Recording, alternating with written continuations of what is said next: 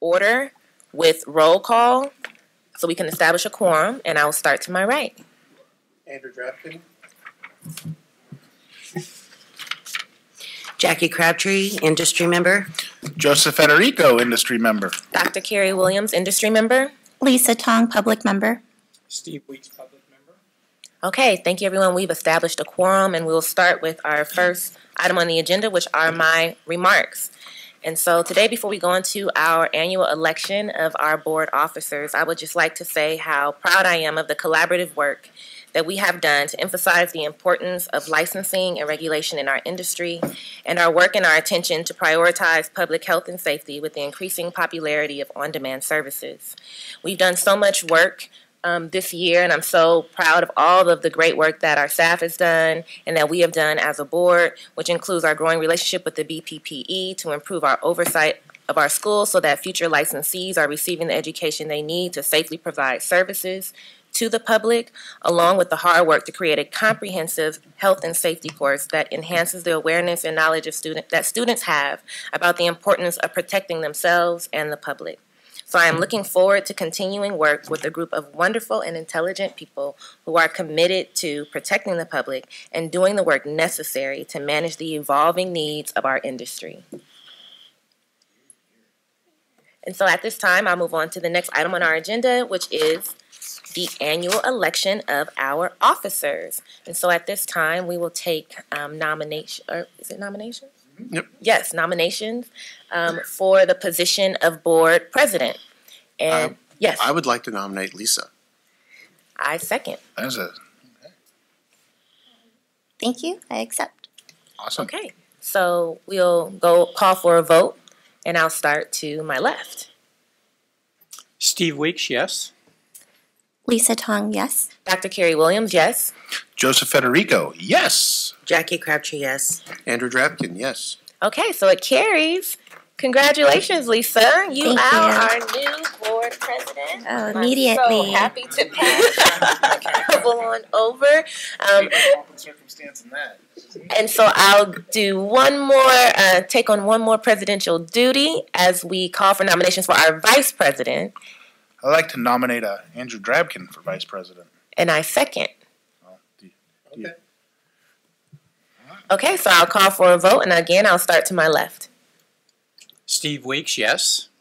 Lisa Tong, yes. Dr. Carrie Williams, yes. Joseph Federico, yes. Jackie Crabtree, yes. Okay, so it carries. All right, congratulations. I was thinking about abstaining, but no.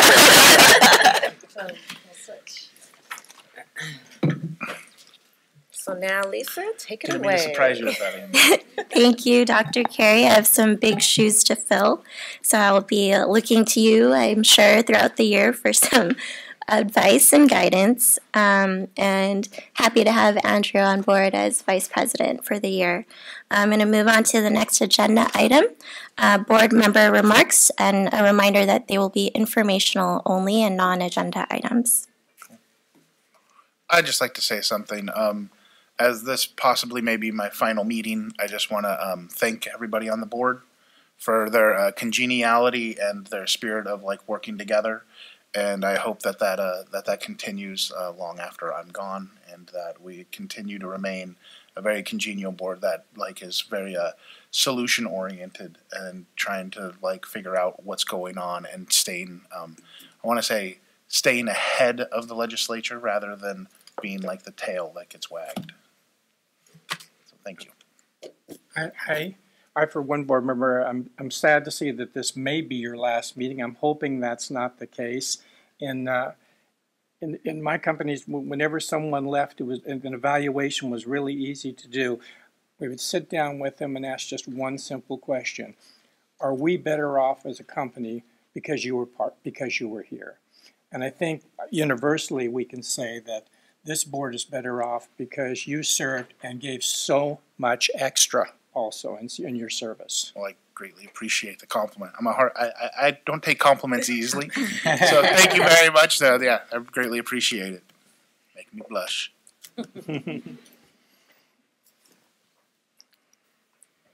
Other board member remarks? If not, I will move on to the next agenda item, public comments for items not on the agenda. Good morning, board members. Fred Jones, Professional Beauty Federation, California. I'd like to second Mr. Weeks' comments about Mr. Federico and pray that this is not your last board meeting. I just want to let you all know that our annual Welcome to Our World event is scheduled for Monday, May 6th from 3:30 p.m. to 6 p.m., just a block north of the state capitol. Details to follow and also on our website. Thank you.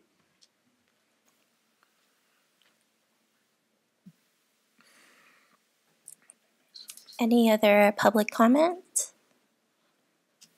If not, I will move on to the next agenda item, Department of Consumer Affairs Executive Update. I believe we have someone coming, but it's in another building, so. Should we come back to it? Okay, so we'll come back to agenda item number 6. So we will move forward with the presentation on what. How about we do, if the board is okay, and before the presentation will probably take longer than my executive officer report.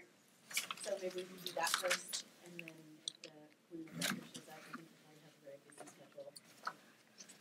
I'm okay with that, as long as my fellow board members are. Okay. Yes, please, Christy. Okay. Before I get started on my report, I just wanted to make a few staffing announcements. We have had a few changes at the board, and I'd like to just recognize a few people that are in our audience today. We have a lot here today, but quite a few are from our office. I just want to recognize James Anderson. He works in our enforcement unit, and he's also been significantly helping us with our Spanish outreach programs, which I'll talk a little bit more about in a second. We have Rachel Gayton. Rachel is our new school analyst. She's the one who's doing all the work on our schools that you'll also get updated on a little later. We do have a new inspections manager, Michelle Ali. Say hi. Michelle is brand new to our board and comes to us from the Bureau of Private Post-Secondary, and I'm very sorry to them for taking her. But she has some experience in their field work, and we're really happy to have her with us. You all know Tammy retired recently. To take Tammy's place is our very own Allison Lee. So Allison has been promoted to Tammy's position. However, we're not letting her go too far. She still will be with our Southern California DRC because Vlad would kill me if I messed around with that. And then in our audience as well is Carrie Harris, who's our enforcement manager, and Teresa Reister, who is our site and fine manager. So that being said, a couple more announcements that I do have to make is we did attend the ISSE show in Long Beach late in January. We had a lot of questions. It was very successful. Attendance seems a little lower than what I've seen in the past. So we'll see how it goes for the future for that show. It seems to be getting a little bit smaller. We are currently translating our health and safety regulations. So we took everything that applies to health and safety from statutes and our regulation sections, and we're actually having those translated into, we did a review of our top languages that people bring interpreters, and those are Chinese, Farsi, and Arabic. So we're translating actually all that information into those languages. That's currently in the process. I would think by the next board meeting we'll have those up on our website. We just thought it'd be a good idea to, since we have such high numbers of people bringing interpreters, we should provide them with a little information in those languages. And then I mentioned that we've been doing some Spanish outreach, and we recently did some work with the Mexican consulate down in Los Angeles. We have, through the Department of Consumer Affairs, their office has gotten a contact with another organization that has asked us to do some presentations kind of on the same line, helping people understand that you can get a license with an ITIN number. So Marcine and James will be traveling to they actually have 3 locations in Paris, Victorville, and Coachella, and they're going to hit all 3 of these locations through a community organization that is expecting quite a bit of attendance at those locations. So that's just going to be able to promote the Spanish or the ITINs, being able to get licensed with an ITIN. I just have a quick question on the presentation at the Mexican Embassy. Thought it was well attended, and the staff that was there did an excellent job. I mean, all of you were really on top of everything, and you were barraged towards the end of that meeting with questions. But is that something that you see being an annual event with the embassy? If they'll have us, we will do it. And that was twice now. Well, so. That's the second time. The only negotiating point with them may be to make sure that we're last, and there's limitation of how long schools can speak. Because at one point it appeared like we were a division of a school, you know, the way they were carrying on and taking over the meeting. Yep. But, okay.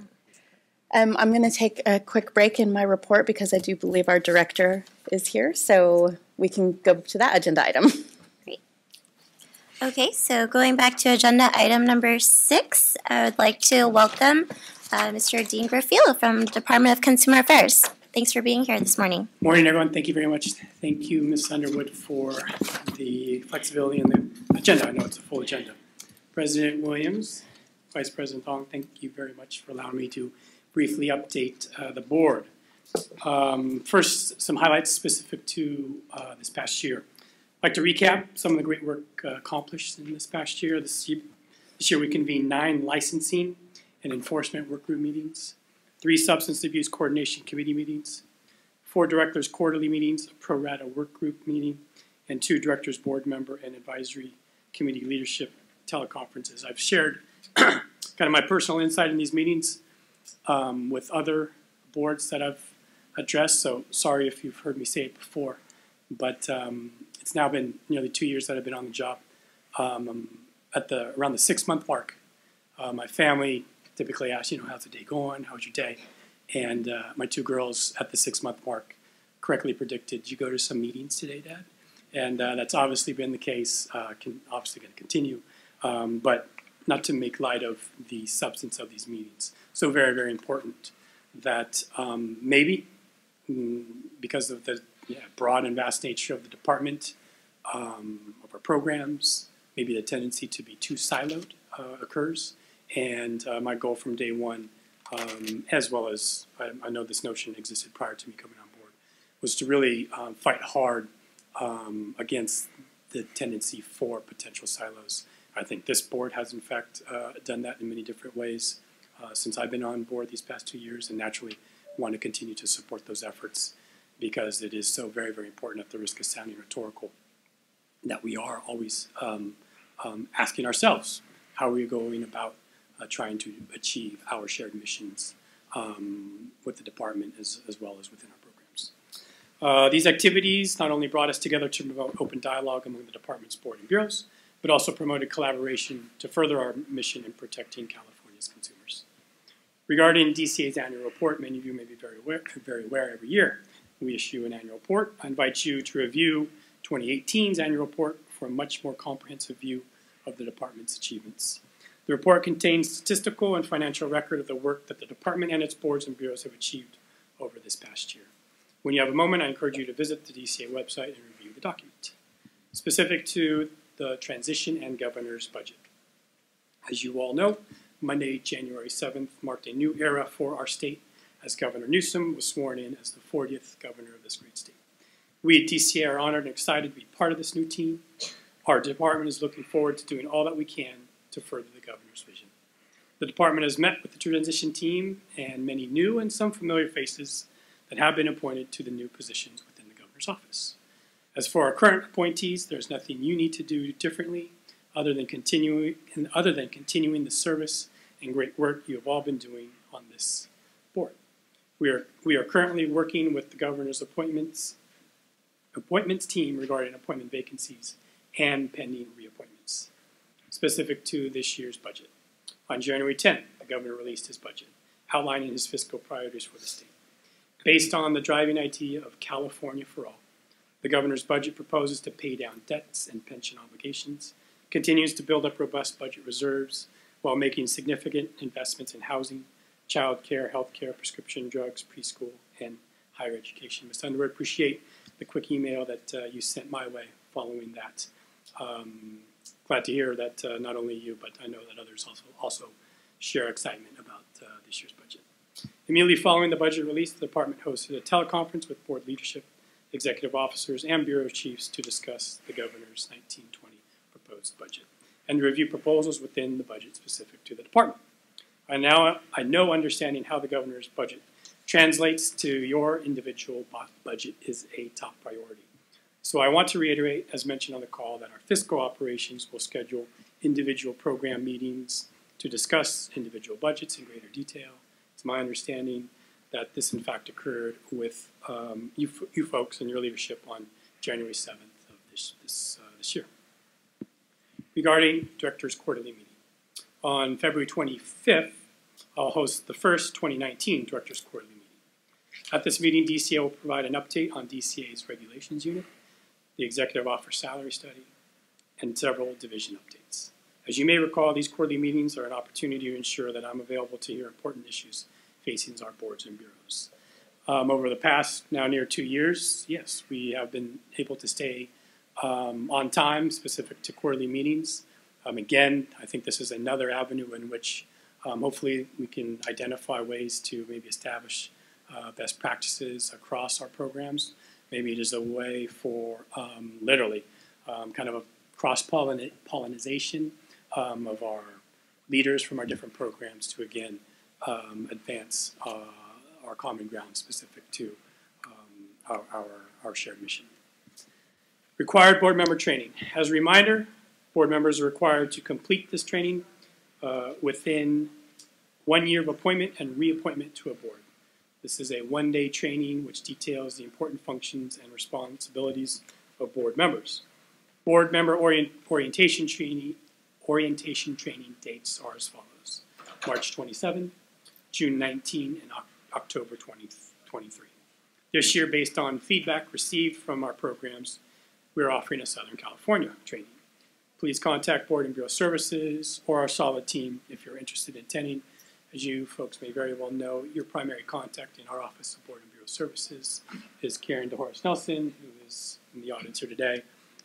She'll be able to assist not only specific to training, but any other issues that you folks may need to work with DCA on. Mandatory sexual harassment prevention training. 2019 is a mandatory sexual harassment prevention training year for the department. This means all employees and board members are required to complete this training this year, even if you completed it last year. This training is online, interactive, and can be completed at your convenience. If you have questions about this or any other required trainings during your tenure as a committee member, please again contact Karen DeHorace Nelson. Specific to Sunset Review. As you folks well know, you are one of the 10 programs undergoing Sunset Review this year. I'd like to personally wish you the best and hope that the board has a smooth Sunset Review. The department is here to offer our support and assistance with whatever you may need during this process. Our legislative affairs staff are available to you for any guidance or preparation needed for your Sunset Review hearing scheduled this coming February 26. This assistant could include conducting mock hearings or reviewing your questions and responses. It's my understanding that the board has requested a mock hearing and that one is scheduled, in fact, next week. I know many of you have experienced Sunset Review before. I'm not anticipating any problems going through Sunset. Nonetheless, it's so very, very important, like so many things, that the requisite amount of time of preparation is put in towards that. And again, don't hesitate to contact myself or my colleagues on the exec team towards your preparation for Sunset hearing. This concludes my department update, and as always, if the department can be of further assistance, please don't hesitate. I'm happy to entertain any question you folks may have. I say that recognizing, again, the latitude Ms. Underwood has exercised and allow me to kind of jump in line and recognizing the long agenda that you folks have. But I'm not able to do this as often as I'd like, and given that, I'm more than happy to, in fact, answer any questions you may have. Any questions?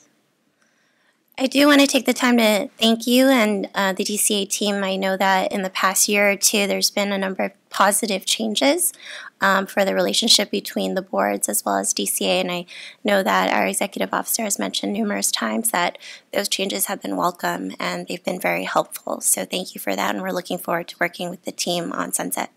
Thank you. Thank you. Thank you. Thank you. Okay, so Christy, would you like, yeah. So we'll go through the executive officer report and then we'll move on to Leslie, your presentation. Thanks. Okay, so I made my announcements I needed to make. And then we do have our statistics. If you have any questions, I did want to mention that we did add, at the board's request, our interpreter services that have been provided, excuse me, at DRC. I have a quick, I don't know if the question, it is a question, right, for the examination results. Is there a way to add a column of, let's just say, the historical pass rate so we can see how this quarter does versus the ongoing history kind of a thing? So we know, I mean, I just, on glance right now, I can't remember what was the Spanish pass rate last quarter or what it's been averaging, and so I don't know if the 33% is an improvement, is it steady, it's within the margin of error, you know, kind of We can do that.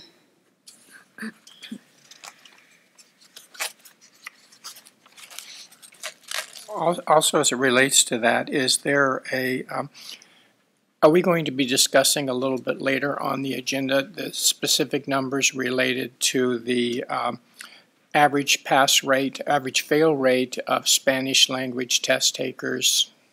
We're going to break out some statistics by how far they missed the mark on an average. And I assume maybe that'll come in when we discuss. Yes.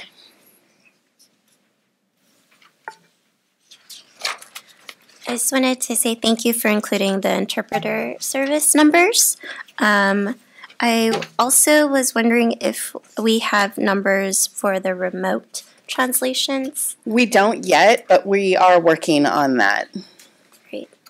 I'm just wondering if it would be possible. I know that later on we'll be talking about our communications plan coming up for the year that's consumer focused. I'm wondering if there would be an opportunity to send a press release publicizing these translation interpreter services that are available to licensees. Yes. Great.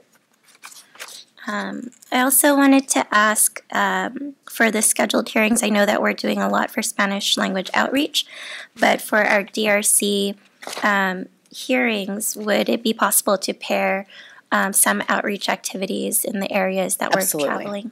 Thank you.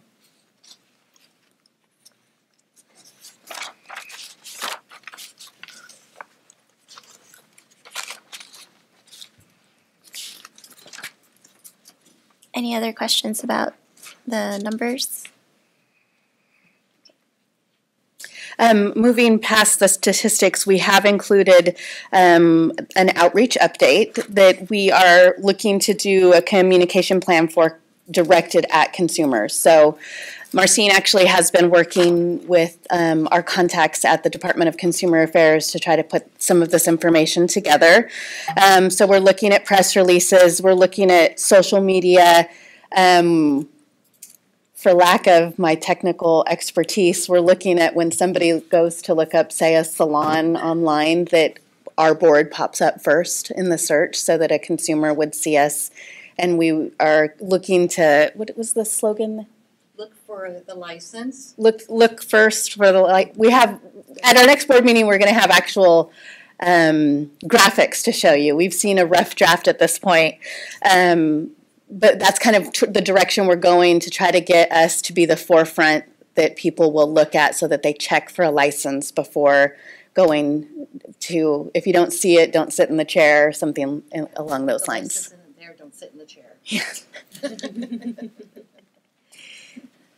Thank you. I'm personally really excited for this campaign. Yes. Thank you to the staff for working on that. And that's it, unless I have any other questions. Quick question. On the projected expenditures and taking a look at our budget. The red. Yeah, well, no, that's part I'm trying to understand. It's like I have an understanding of an account of accounting. I have an understanding of cost accounting, although that's a harder thing for me to grasp. When it comes to fund accounting, I get it, but I have to see all the funds to get it. But when it comes to governmental accounting, it throws me a little bit. What is our budgeting process that we go through? The state budgeting process is a world of its own, I will be honest. So it depends on what specific process. I mean, the governor issues his budget, and then just for our board. Well, for everyone. I mean, what process do we go through? I know we see the budget, but we don't really approve the budget. No. Yes. No. So that comes on a staff basis with. If we want to make any changes to what is in the budget, right, what is allocated for us, we have to go through the formal process, which is the budget change proposal. Right. And there's certain times of the year that you have to do that. And then it's an extensive process through our own department and our agency and then the Department of Finance. Gotcha. So it's a long process. We haven't done a BCP in quite some time. Usually we would do it because we have a healthy fund. We would normally do it if we needed more position allocation, but we haven't had that need. So you're in almost constant negotiation with the Department of Accounting and other agencies. We are in very limited negotiation because our budget is very solid. So we certainly we have our annual meeting with our budget analysts, and they go through all of the information for us, and it's extensive information that they are experts at. And that's how you build the next year's budget. Right. We are working with the budget office to try to realign our line items because we can see where we notoriously spend more on some areas that always make us look like we're in the red. Right. But the bottom line is good. One of the things we could do is have, and the budget office would be more than willing to come to our next meeting, maybe, or at least our next Sacramento meeting, which is going to be in August, and do a presentation on their version of the budget because they're experts at it. That could be helpful to our members. Sure. Okay. Sure. So we can certainly do that. Okay. Thank you, ma'am. I know. So much different than private sector. Right. Oh, yes. Right.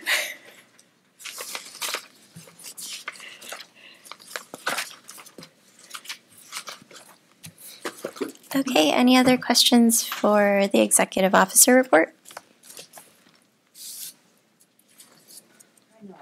Before, I just find it so skewed on these.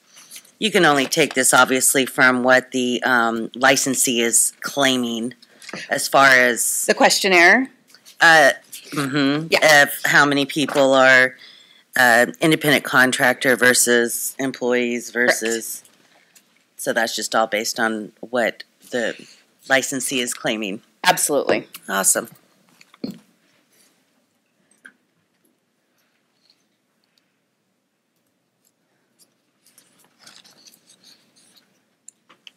Any further questions? Okay, if not, we'd like to go back to agenda item number 7, which is a presentation from Leslie Rosti on why we regulate the beauty industry. And members, you might want to take a seat in the audience so you can see our screen. Or you can just turn around, whichever. Or you can turn around and. They're going to lower the screen. But you might be right in front of the screen a couple of. Yeah. We saved you some seats in the audience. Or to the side.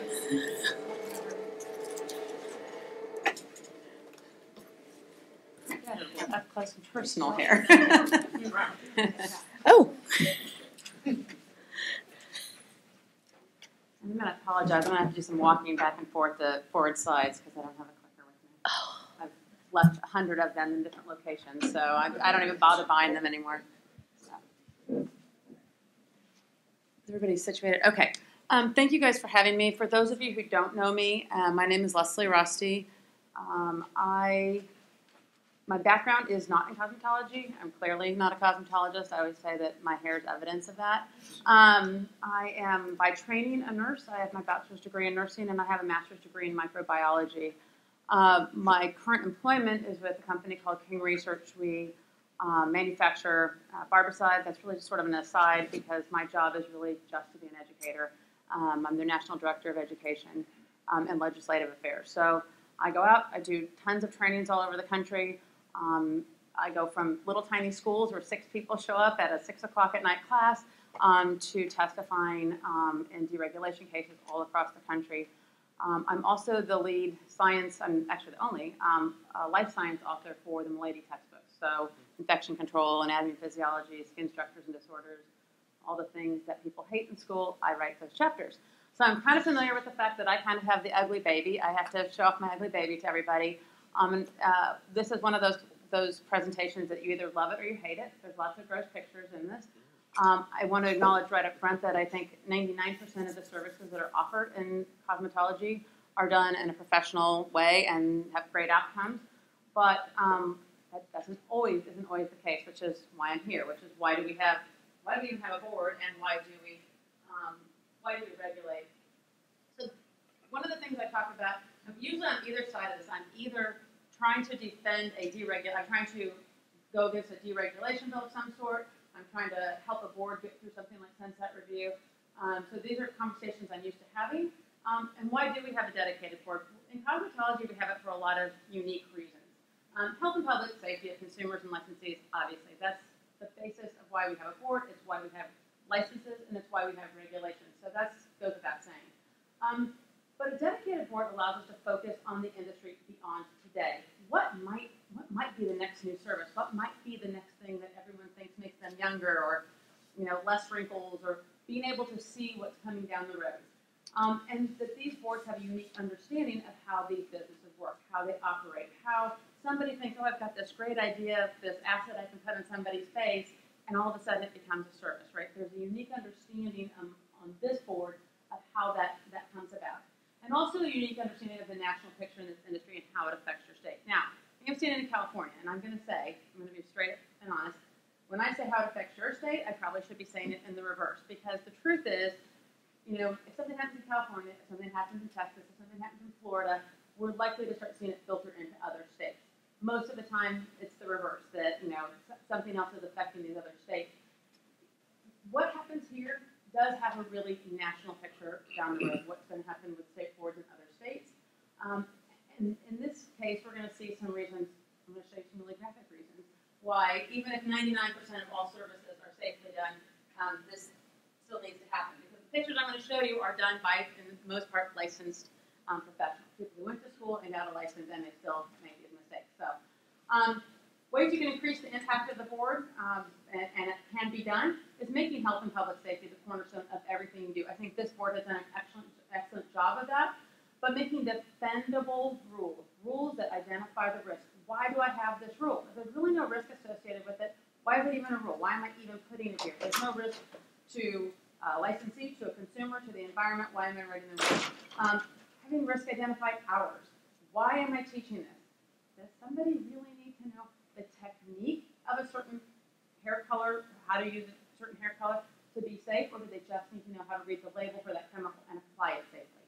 So defending those hours, that is going to become a bigger issue. The Department of Education is giving all the signals that rolling down the road, we're going to start seeing more scrutiny on what they will pay for and Title IV funding. So that is something that I would rather see states be proactive on than to have to be in a defensive position.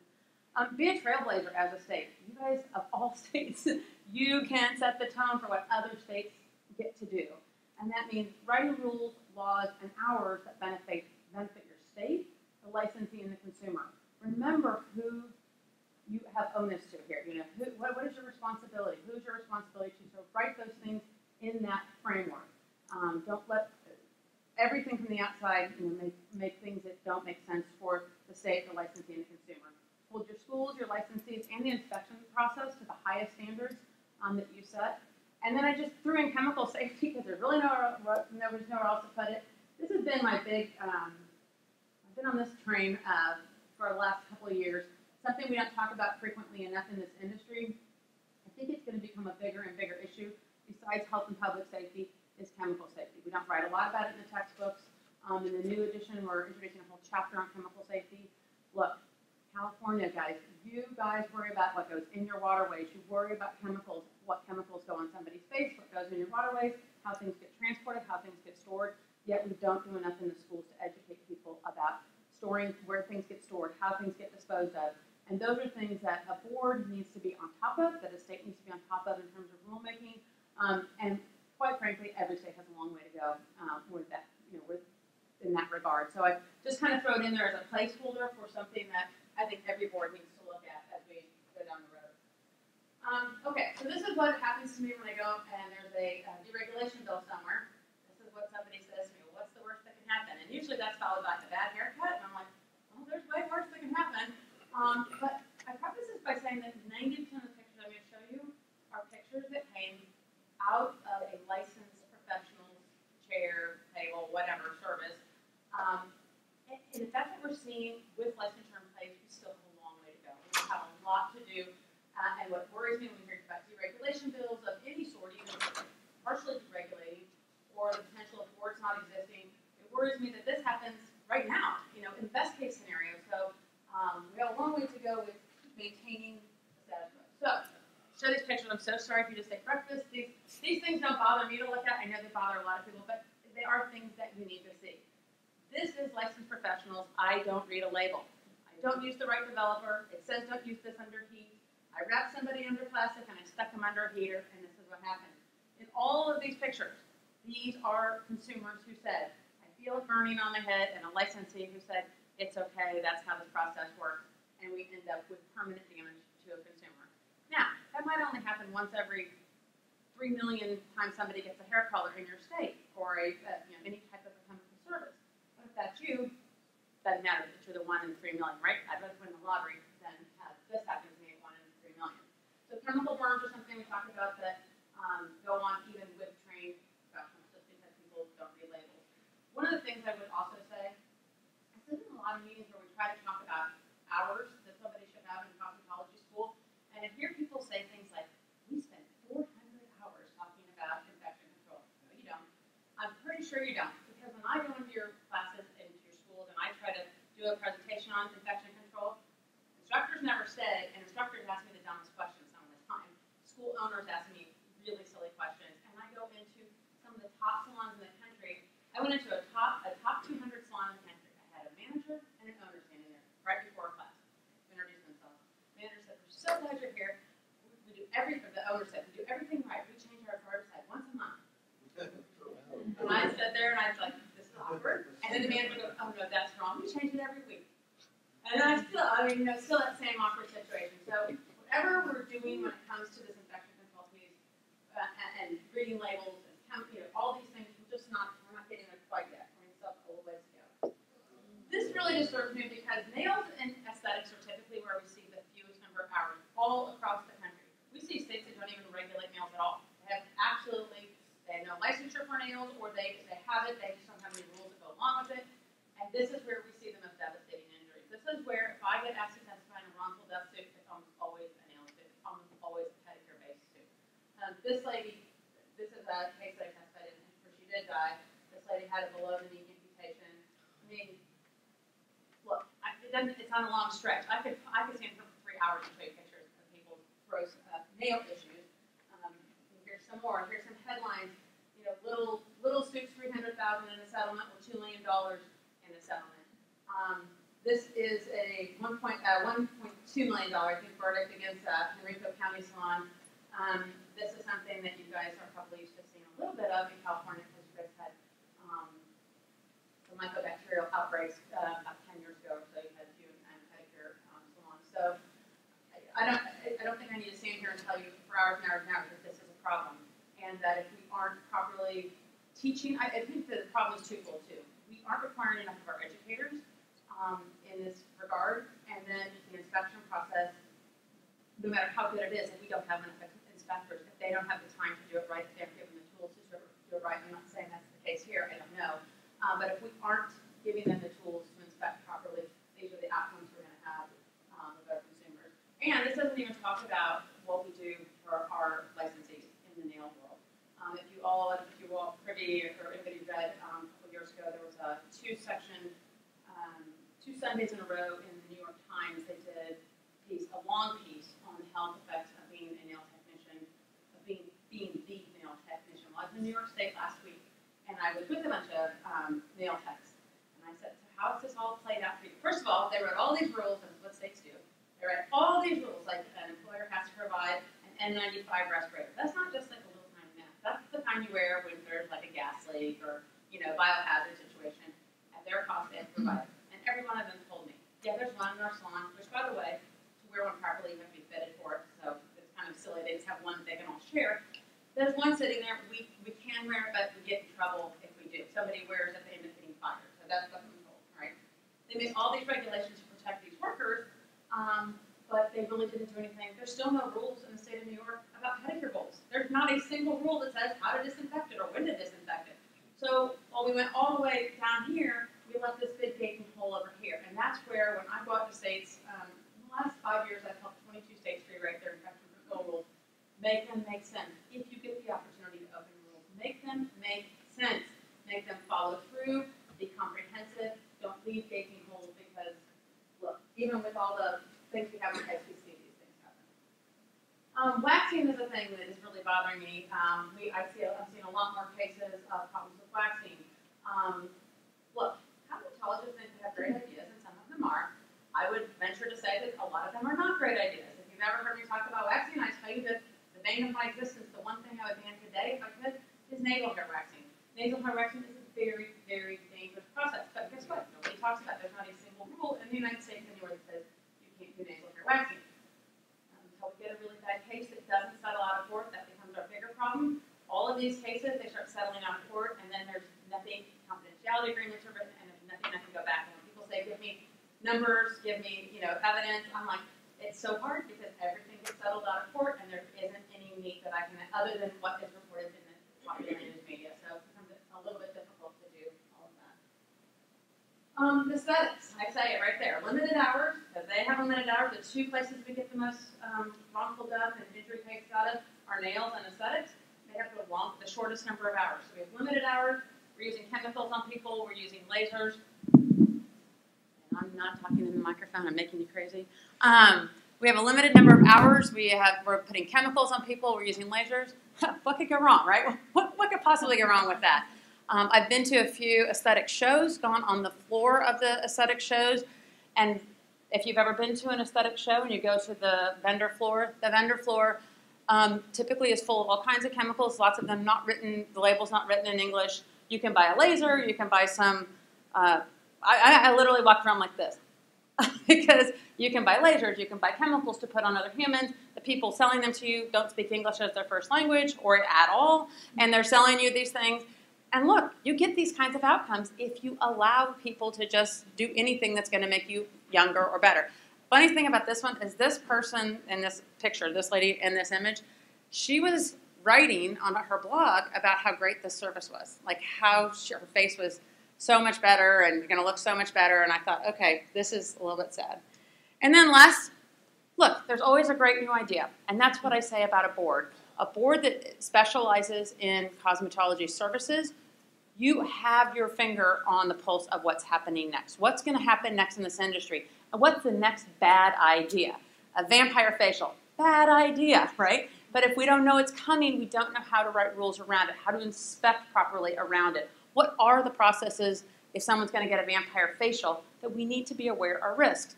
Colon hydrotherapy. I was telling them earlier, I was asked to edit a chapter on an infection control piece on colon hydrotherapy, otherwise known as colonics, or however you want to call it. And I ended up having to say, oh, like I didn't even know that thing happened. And I had to say, I can't write it. There is no infection control speaking, no safe way to do that. There just isn't. There's nowhere to start. So Sorry, she looks pretty jolly about getting that done. Breaking a glow stick, adding it to nail polish. There's nail salons that do that. Guess what? The chemical in a glow stick, not supposed to be on your skin, not supposed to soak through your nail bed and be in contact with your skin. That is a dangerous thing. It sounds like a fun idea.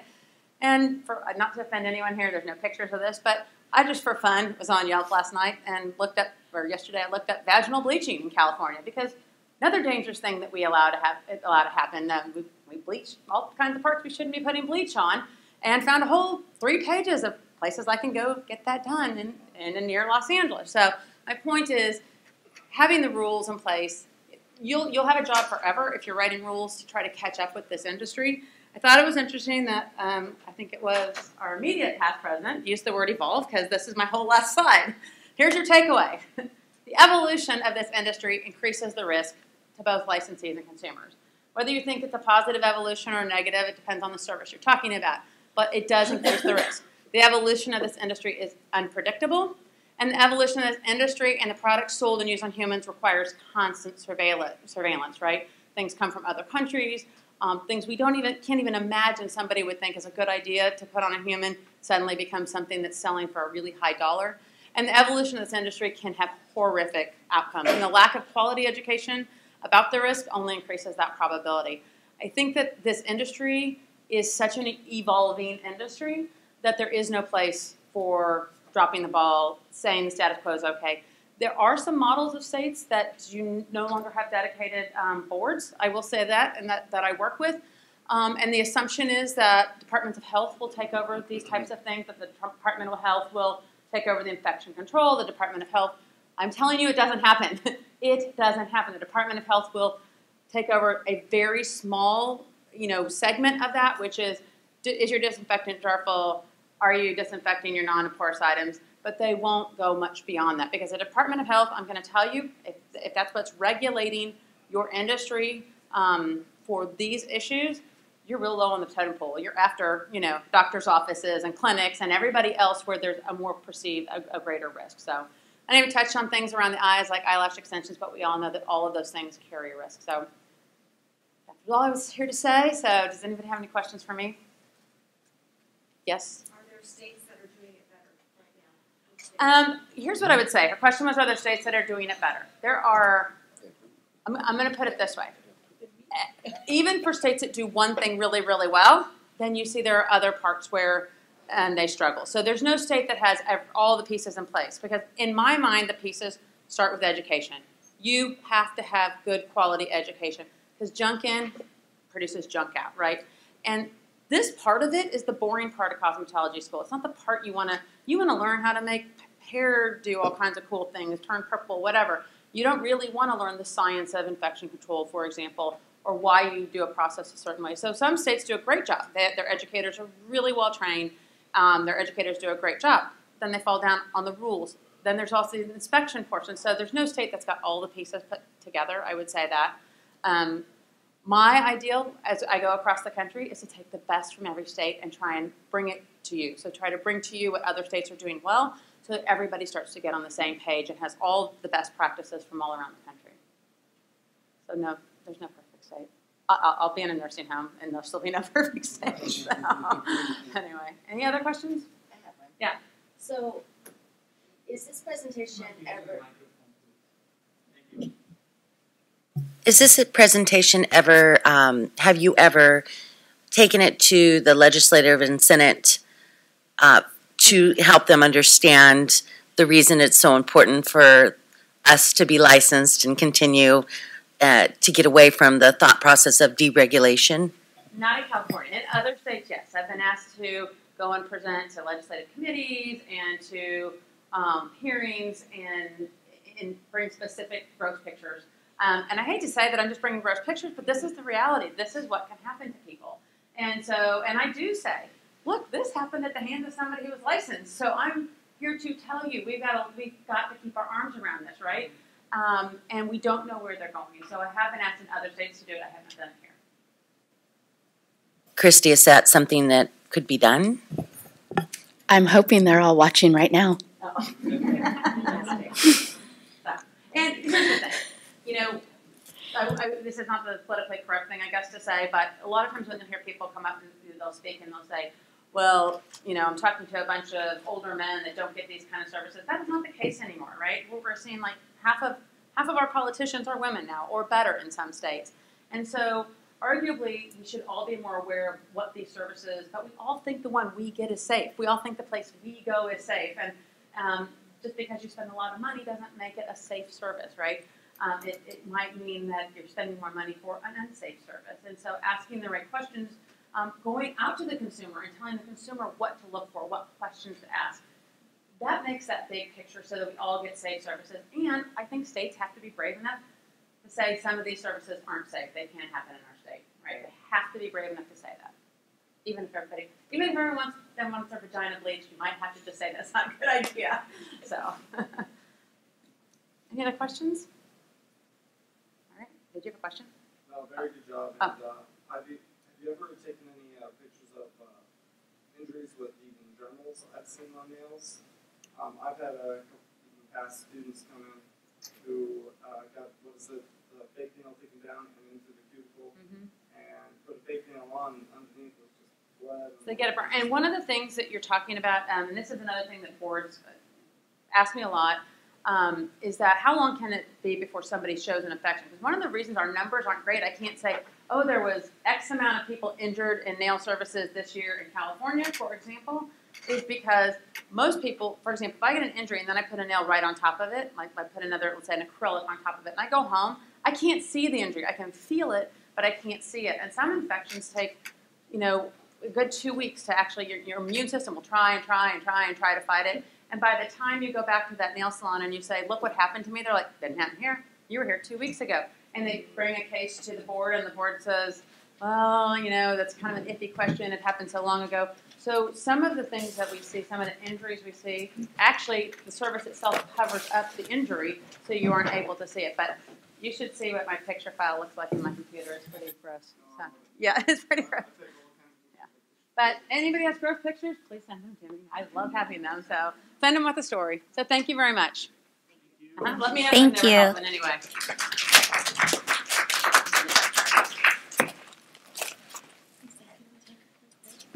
Yeah, so thank you so much for that very informative presentation. The board will move to a 5-minute break, and we will reconvene at, should I say just 11:05? Okay, we'll reconvene at 11:05.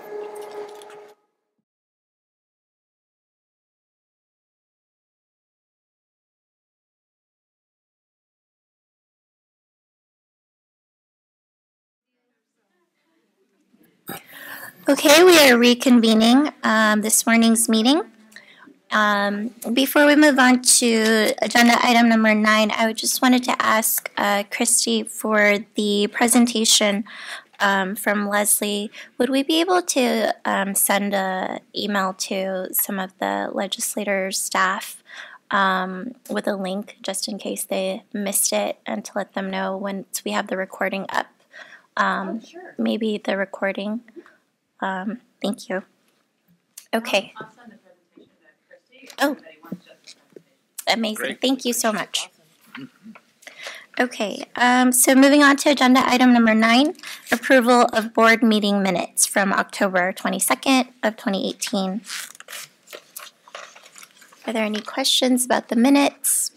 I move to accept the minutes. A second. Great. I did note 2 typos, but I will email those to staff later. So I will start with a vote to my right, please. Andrew Drapkin, aye. Jackie Crabtree, aye. Joseph Federico, aye. Dr. Carrie Williams, aye. Lisa Tong, aye. Steve Weeks, yes. So the minutes are approved.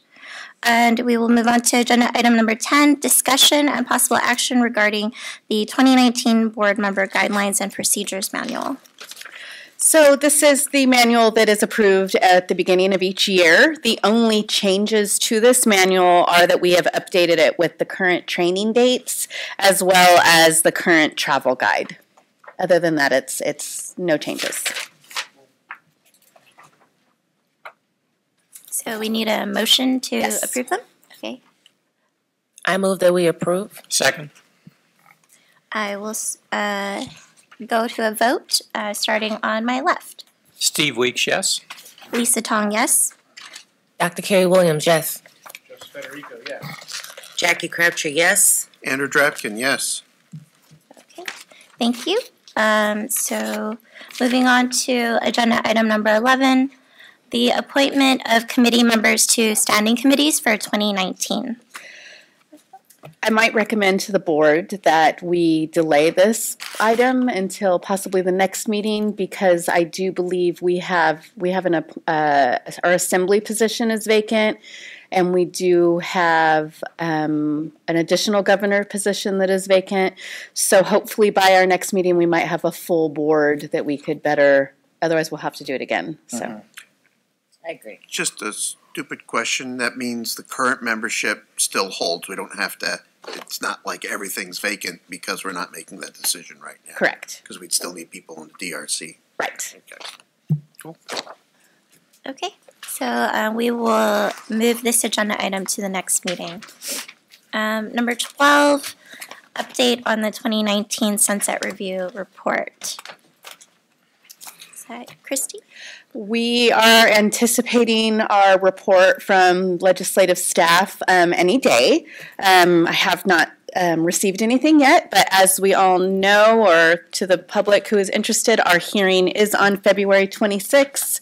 As soon as we receive information, any additional information on that, I will certainly pass it along to board members. So just to make sure, like, we submitted that giant packet we created. We submitted the packet, and now we're waiting for responses back on that packet. Right, and that the response back will be, we'll have a series of questions.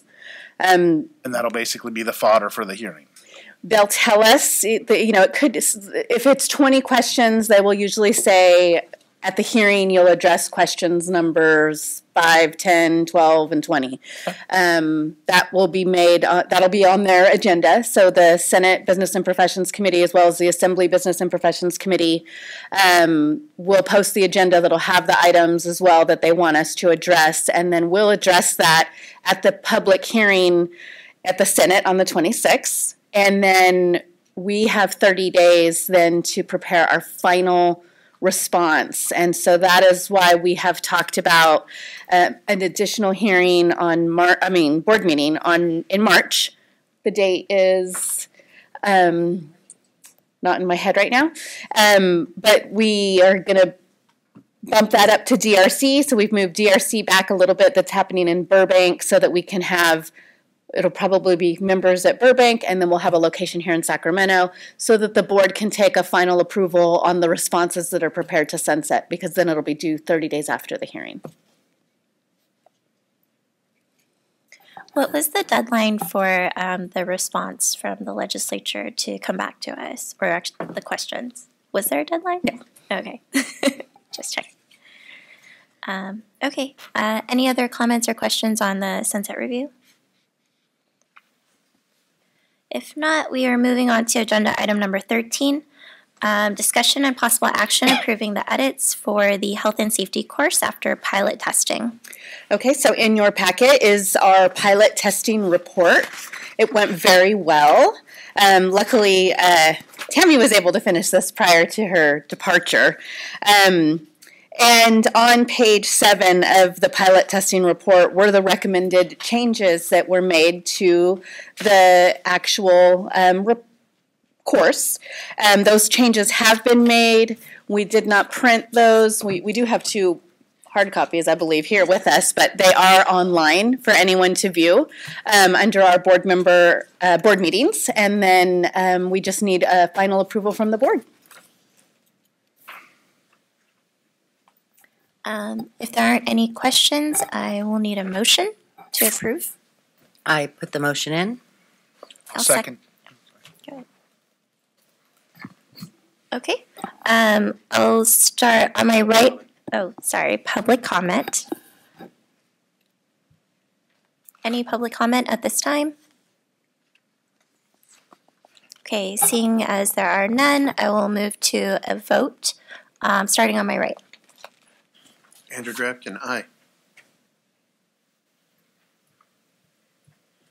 Jackie Crabtree, aye.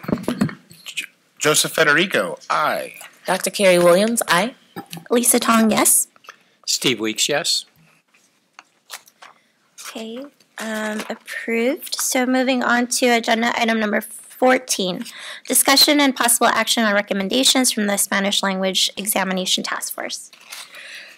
So we did hold a meeting with a task force to look at our Spanish pass rates, predominantly in the cosmetology area on the written exam.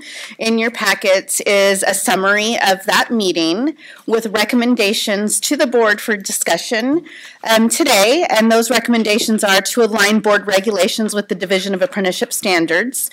That is referring to the apprentice program, in that in discussions we found out that an apprentice can complete the apprenticeship program prior to taking our exam. So we are going to work with them to try to, well, should the board direct us to go in that direction, make it more so we're ensuring apprentices are completing the programs at the same time. Require student enrollment to be reported to the board so the board can communicate with students before they apply for licensure. This is a recommendation in our Sunset Review report that went to the legislature. One of the reasons why this was recommended is because we do believe, we're quite confident that students are being enrolled and don't understand that at the end of schooling that they are going to have to take and pass a written portion of the test. So it would just be one addition that we would be able to communicate directly with those students at the beginning of their education, as opposed to we don't know who they are until the very end. Look at having our national organization, NIC, do a data analysis to determine if pass rates would improve with a weight scoring, if we changed our scoring method to a weighted scoring method. We were told in our meeting that they absolutely would change, that we would see Spanish pass rates increase if we change the scoring method. Explore toggle testing option, and that is where someone could toggle between an English version on the computer screen and a Spanish version, or any other language as well. We would not just do that for our Spanish test takers, but that would be for everyone who takes it in a different language, that they could toggle between English and Spanish. English and whichever language they choose. And then also looking at our translations to determine if it's possible to lower the grade level of the translations that exams are translated into. So that's the recommendation from the task force at this time. So I think we're going to need a motion to move forward with these recommendations. Is that correct? I could move. Go ahead. Actually, if I could just interject, since this comes to the board as a recommendation from a committee, it actually comes as a motion with a second. So all you need to do is take public comment and then go ahead with the vote. May I ask a question before we go to public comment, though? Is that if we did move to start basically having schools give like admissions or enrollment information on like student base, does that require legislature approval, or is that something we can move independently on our own? It requires statutory authority. Okay, just making sure. Can I ask another quick question?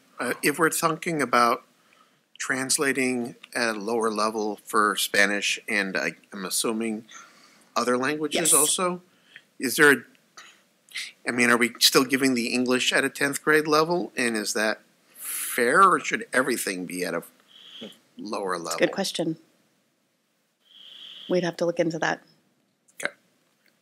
And just a little bit of background on this. I think that's a very fair point regarding the English translation, but I do know that for different languages, there are recommendations for specific grade levels at which to translate typically. So that's where this recommendation came from. How was fourth grade level picked?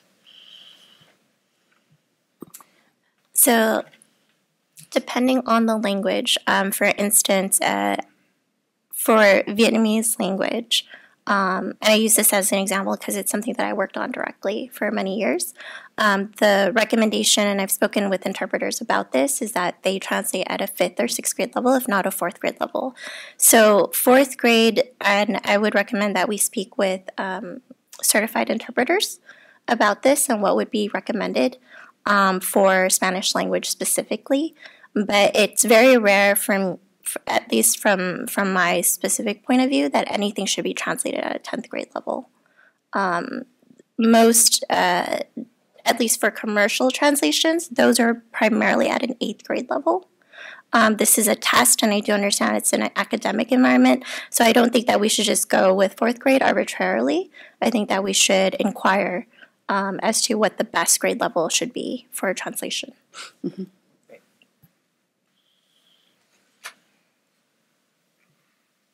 That being the case, I would move that the board adopt the recommendations from the Spanish Language Task Force. I guess technically it would be a second, according to legal counsel, right? Since it comes with a motion. No, the recommendation comes as a motion with a second. Oh. So all you would have to do is just take public comment and then vote. Okay, so no need for a motion, so I will open for public comment at this time.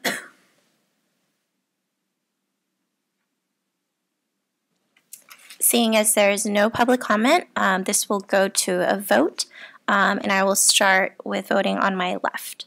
Steve Weeks, yes. Lisa Tong, yes. Dr. Carrie Williams, yes.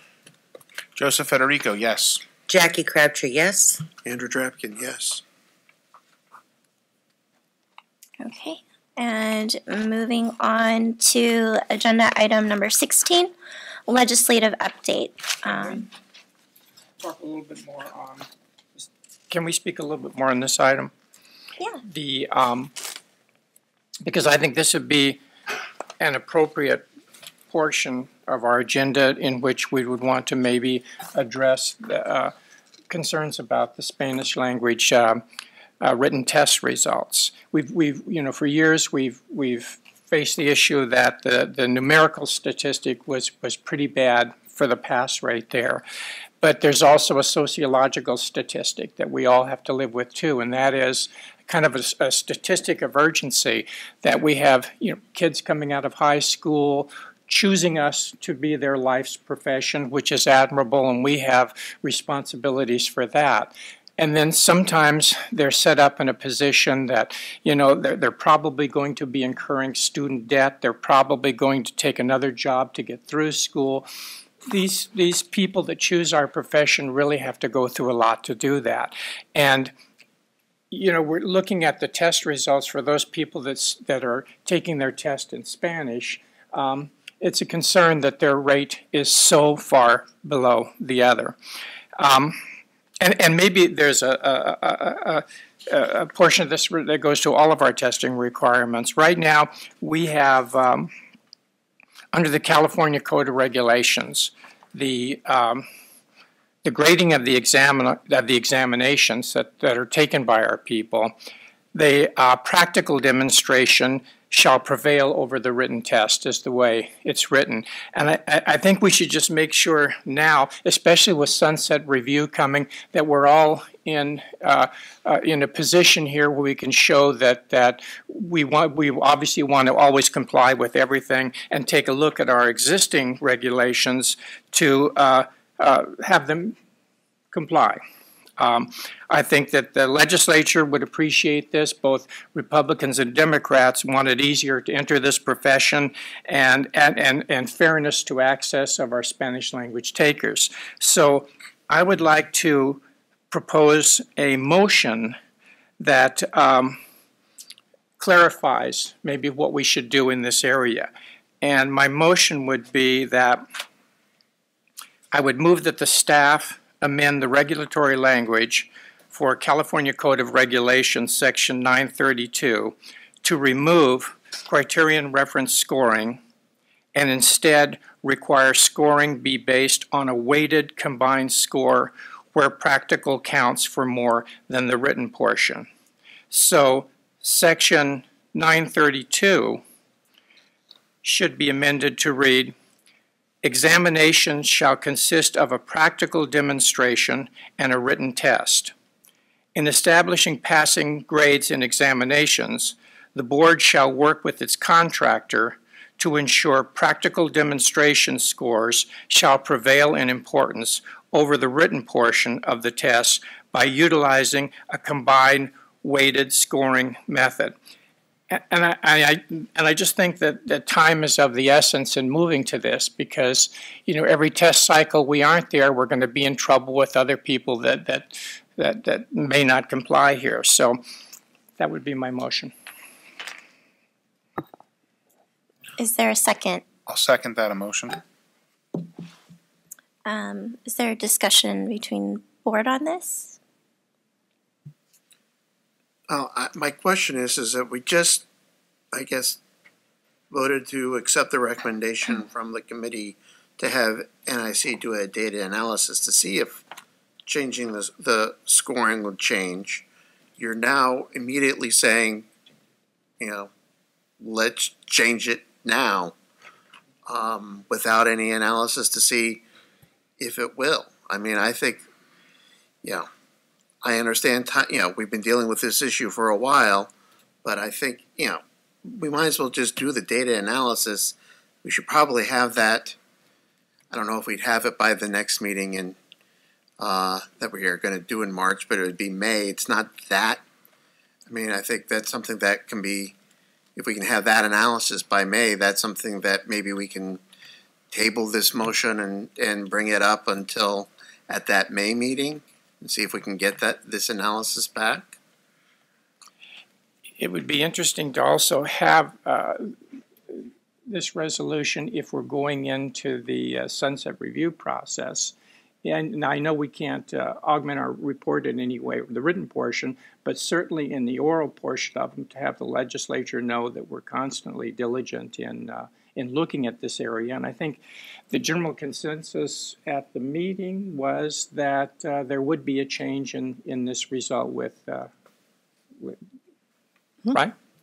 Yeah, and just for clarification, for process, if this motion were to pass, what staff would do is prepare the actual regulatory language that would then need to come back to the board for approval. So we would be approving regulatory language at our next meeting, as well as potentially providing the data analysis at the same time. So, well, let me ask this question then.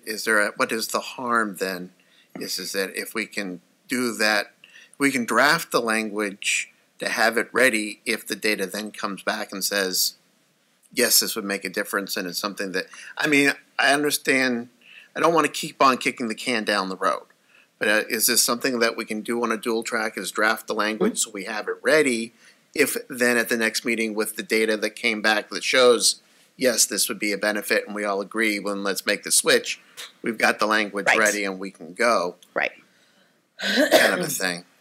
And I think that's something we can communicate with the legislature during the sunset is that, look, we're working on this, we're drafting the language, and if the results show that this is coming back. Does that sound okay to you, Steve? Or? Yeah, I could live with that.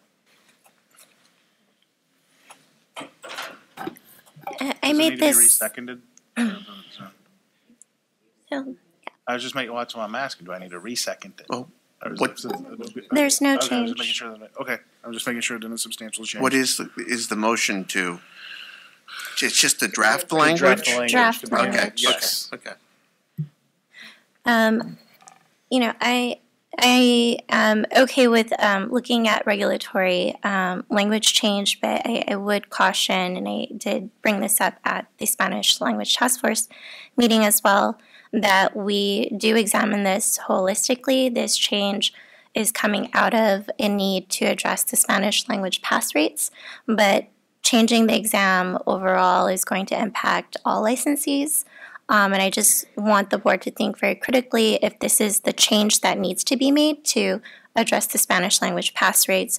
I personally do not think that changing the exam itself is beneficial to addressing a specific challenge, because that's not really addressing the challenge. It's just changing the test so that the numbers fit, is how I see it. If it is that the only way to increase the Spanish language pass rate is to make this change, then that's a decision that we can come to at the next meeting when we examine the regulatory changes to the language for testing. But I'm very wary of moving in this direction because I actually do not think it is fair to Spanish language test takers that we're not actually looking into the root cause of why they are actually not passing the test in its current form, since they are the only category in which the pass rate is so low. So I have a question for clarity. Is the motion, I'm understanding the motion to change how the test is being scored. Is that impacting the actual exam itself? Or am I understanding you correctly, Lisa, that it would change the test itself? I don't think it would change the test itself, but you're essentially changing the scoring. Right. What prevails in the scoring. So more weight being on the practical side. And, for me, you're changing the weighting of the scoring simply so that our numbers change. It's not changing anything on the side of the test takers themselves. So actually in my point of view, we're not actually addressing any of those challenges. And I agree with you, Lisa, but I also do think, wouldn't that then we'd have to do the same thing for all other languages and to make it equal across the board? If we change the scoring method, it gets changed across the board. So it doesn't. We wouldn't score it separately just for one language. Right. I think we should also remember what's sitting out there currently in the California Code, and that's the rather blunt statement in that in the conduct and grading of examinations, practical examinations shall prevail over written tests. So it's already out there for us to adhere to, so it's even beyond what we're looking at on the Spanish language written exam. It's something that we have to, as a board, address and make sure we're completely in agreement with that.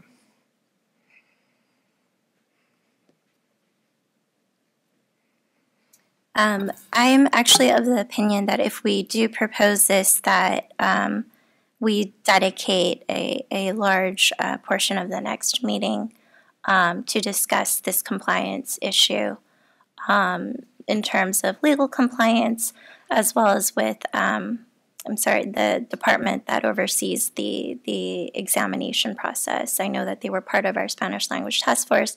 I'd want them to present at the next meeting as well in terms of how we are currently in compliance with that language.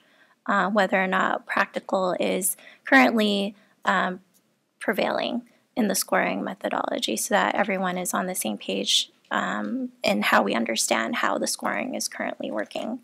So, point of information, I'm just making sure I'm following all of the different trains. That with Steve's with the proposal that Steve has placed and that I've seconded, it's basically drafting the language to create the regulation. We would still have to adopt the regulation through the regulatory process. So today if we just vote yes, we'd be just saying let's draft the language so it's basically in our back pocket should we need it, and then the next state board meeting when we do, or in the next meeting when you guys do hear the outcomes, then at that time we can choose whether we can now pull this regulatory language out and we have it already in place, and with that time it can be debated whether this regulation needs to be put in place or not. Okay, just making sure I understand everything. So then we're requiring a vote. We still need public comment, and then we would go to a vote. So if there's no further comment from the board, I will open for public comment.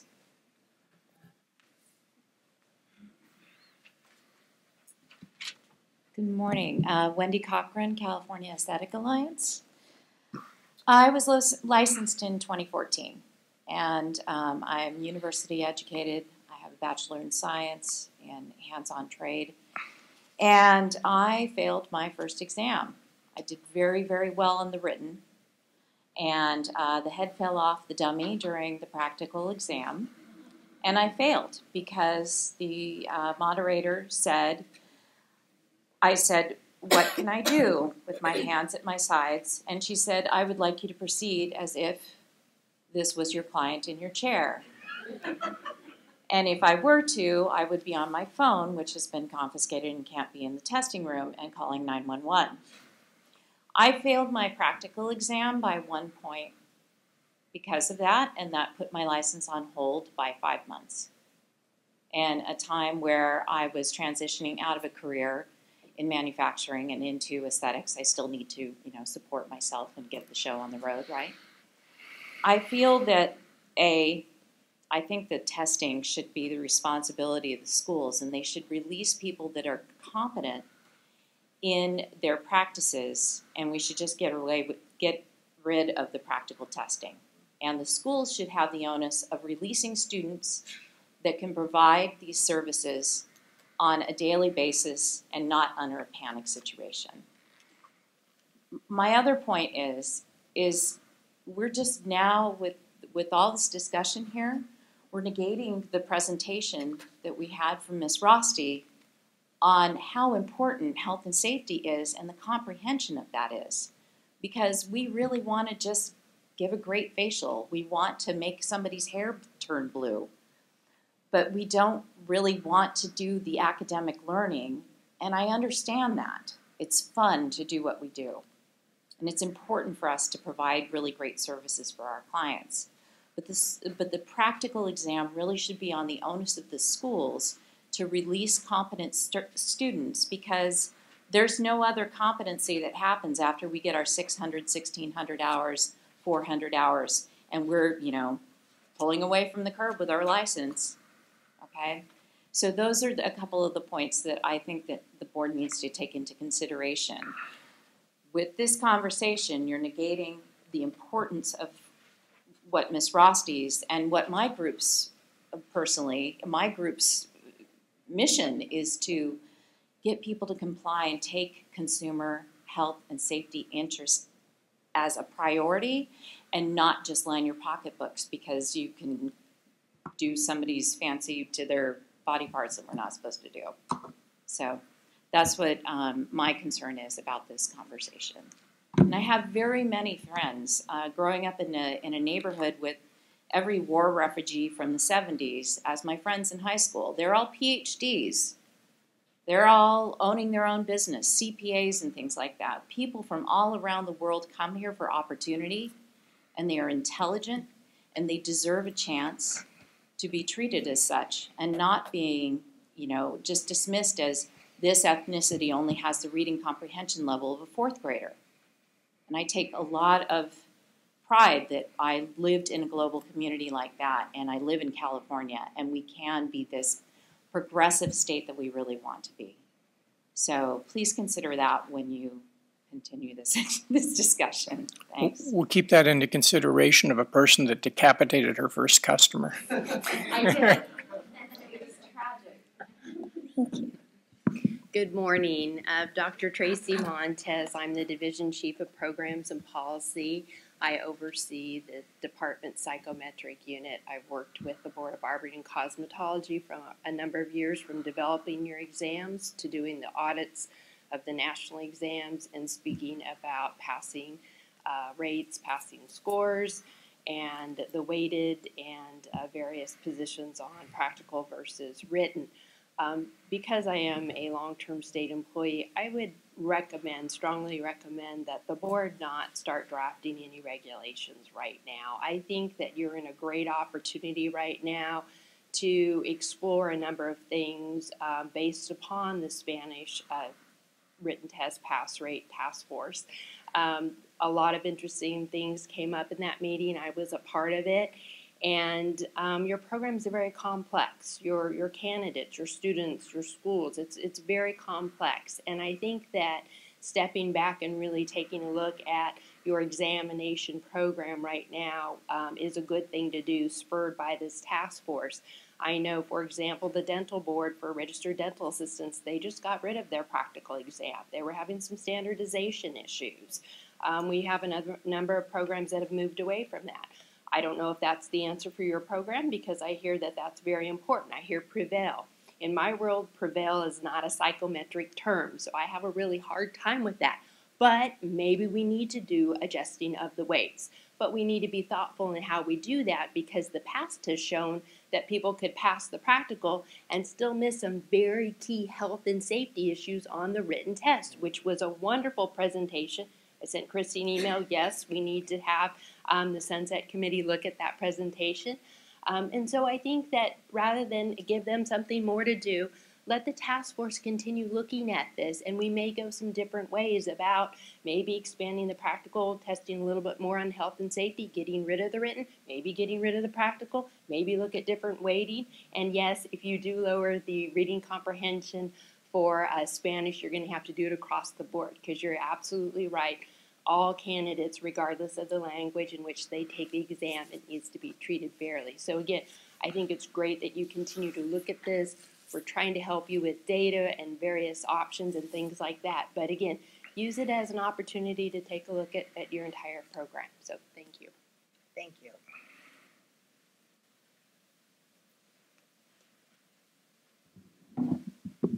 Hi, Fred Jones again, Professional Beauty Federation, California. 2/3 of your Spanish candidates are failing the exam every year. For how many years? Well, I think we could date back to when we moved away from aggregate scoring. Look at the barber exam passage rates. 20%, 21% for Spanish test takers, 27% overall, because they were the last to lose aggregate scoring. So these are real people, real lives being placed on hold because of a change of policy by this board, recommended by Office of Professional Examination Services, in clear contradiction to state law. It's not a regulation that Mr. Weeks was quoting. It's not even a rule or a policy. It is the Business and Professions Code that says that for purposes of grading, the practical demonstration shall prevail over the written examination. Now, why did the legislature, which is in charge ultimately of policy, set that policy? Because this is a hands-on industry. It doesn't matter how much theoretical knowledge you gain if you can't actually apply it in a salon setting on real hands, real feet, real scalps of real human beings. Health and safety is almost the entire element of the practical examination. So this idea that theoretical knowledge is the only means by which schools can convey health and safety to their students is completely bogus. And it doesn't matter. You don't have to listen to my argument. It's settled. Section 7338 of the Business and Professions Code tells you that for purposes of grading, the practical shall prevail. So maybe the term prevail is meaningless to a psychometrician, but clearly there is clear policy reasons why it should prevail, and there are clear industry realities of why it shall prevail. And what is the wreckage of not allowing it to prevail? 2/3 of Spanish test takers who have gone through a year of schooling cannot practice legally in our industry. How many of them choose to start practicing nevertheless illegally? Unlicensed activity is one of the greatest threats to our industry. And because you are ignoring state law, and you have been for several years now, you are encouraging more of it. So I believe Mr. Weeks comes to this as an incredibly diligent board member who has done his homework for several months, basically since he was appointed. I think it was her first board meeting where this issue came up. We had a sidebar, other people, and he's done his due diligence. He was not able to attend the task force meeting because he was under the knife the week before. Glad to see you're back and doing well. So yes, this started because of a concern, a bona fide concern about low Spanish test scores. And given Sunset Review and given the influence of the Latino caucus, I think this is a real eyesore on your statistics, that you ought to be showing some proactive action before you go into sunset. But it's bigger than that. It is the fact that the legislature has already made it clear. And it's clear that you are out of compliance with law.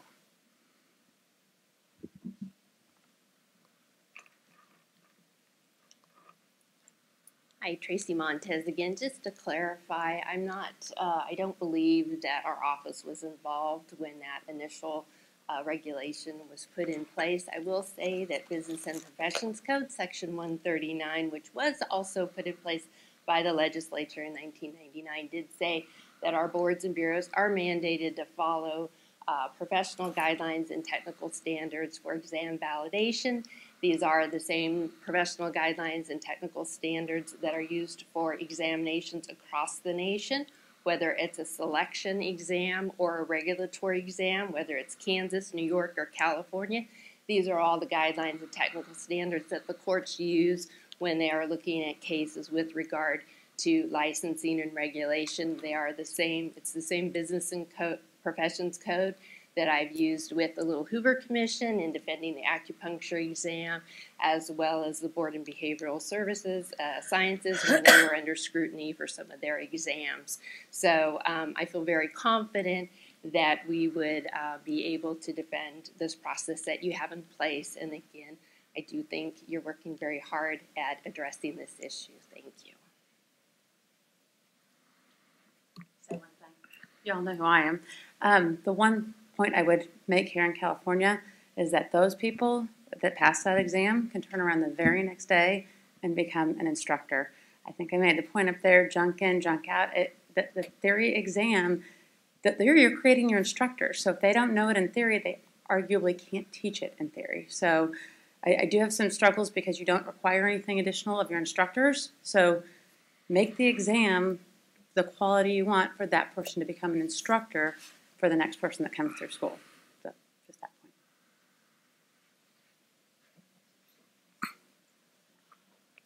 point. John Murno, Bix Barber College. Combining the tests, and I got my license when the test was combined, will get rid of the stress that could cause a student to fail in a practical or a written exam. Being if they do fail the exam when you combine the tests, that means that they both failed in performing the act of being sanitary in a practical sense and a written sense, meaning that they would have to perform so better. Also, adding to the conversation with the unlicensees, I have had many students who have finished the course, either gone or failed to go take their test, then turn around and never go back. This happens more often than you think. Why do I say that? Just an earlier comment, and I just want to voice that students need to get in there, take their test, and that the route you're going would help the passage rate and possibly the rate of people not being out there unlicensed. That's just a voice. Thank you. Thank you for all of the public comments we've received so far. Are there any others who would like to come up to the podium and provide commentary? Okay.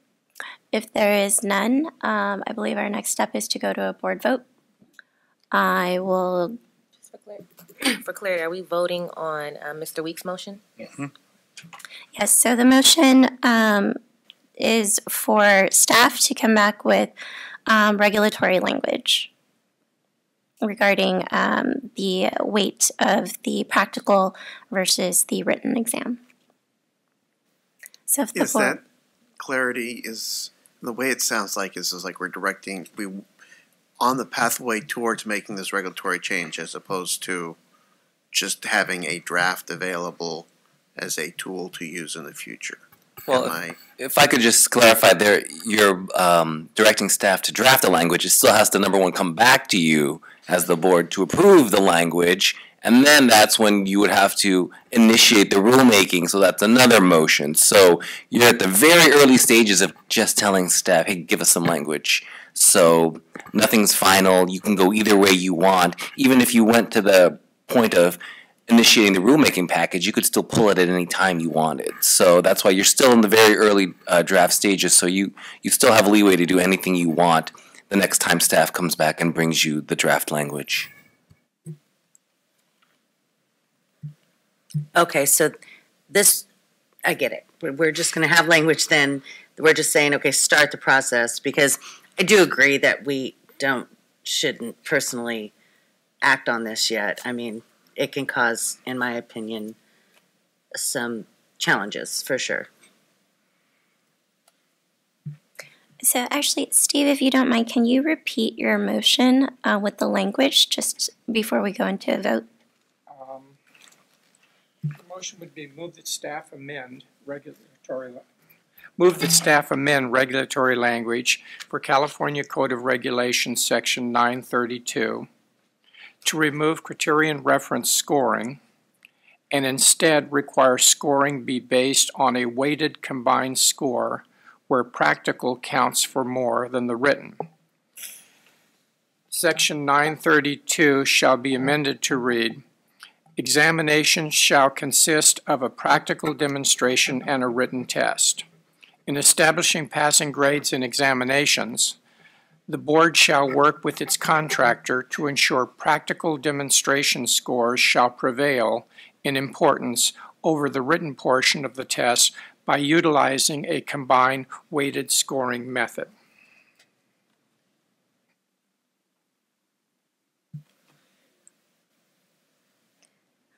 Okay, so at this time I will, if the board's ready to go to a vote, and I think it's okay if the board gives their vote and also explains why they're voting that way. Is that correct, or do we just go to a vote? So if board members would like, they can state their vote and explain why, if they would like to. So since Andrew, you're not ready, right? Not ready so yet. I'm going to start on my left with Steve. And my vote is going to be obviously yes, to make sure that we're fully adhering to the California Code of Regulations as my primary basis of this motion. Secondary is to address the inequities in the Spanish language in the statute. Lisa Tong, I'm going to vote no on this. I think that there should be changes made to the code. I just don't know that this is the right direction to move in just yet. I would like to take a lot more time to be more thoughtful about the language that we choose to change with this particular code. I also believe that the board should be looking at other factors that are impacting Spanish language pass rates, specifically including alignment with the Apprenticeship Standards Board, looking into perhaps licensing our teachers, those who teach, especially since we found that many of the Spanish language test takers were not actually taking courses in Spanish. They were actually learning in English and then taking the test. I think there is a lot to be done at the student and school level before we begin to look at changing the entire examination process. Dr. Carey Williams, no. Joseph Federico, I'm going to vote yes, just because I think that this is the beginning of something that can be changed multiple times down the way, and it's good to have something in the back pocket just so we can continue moving along with this. Jackie Crabtree, no. I just think I agree with Lisa.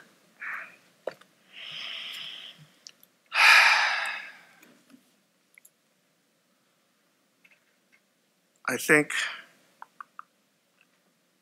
I'm going to vote yes based on the fact that we are just drafting language.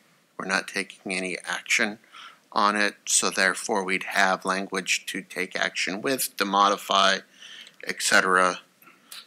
as we are, if we choose to go that direction. I don't think we are ready to go that direction yet, but I'd rather have language in the process and then kick the can. Yeah, it's almost like a dual track kind of a thing. But then that equals 3-3. Right. So we are tied, and I guess that means motion fails. Okay. So at this time, do we revisit this conversation? Would the board like to propose any other motions to address this? I'd like to open that up for discussion.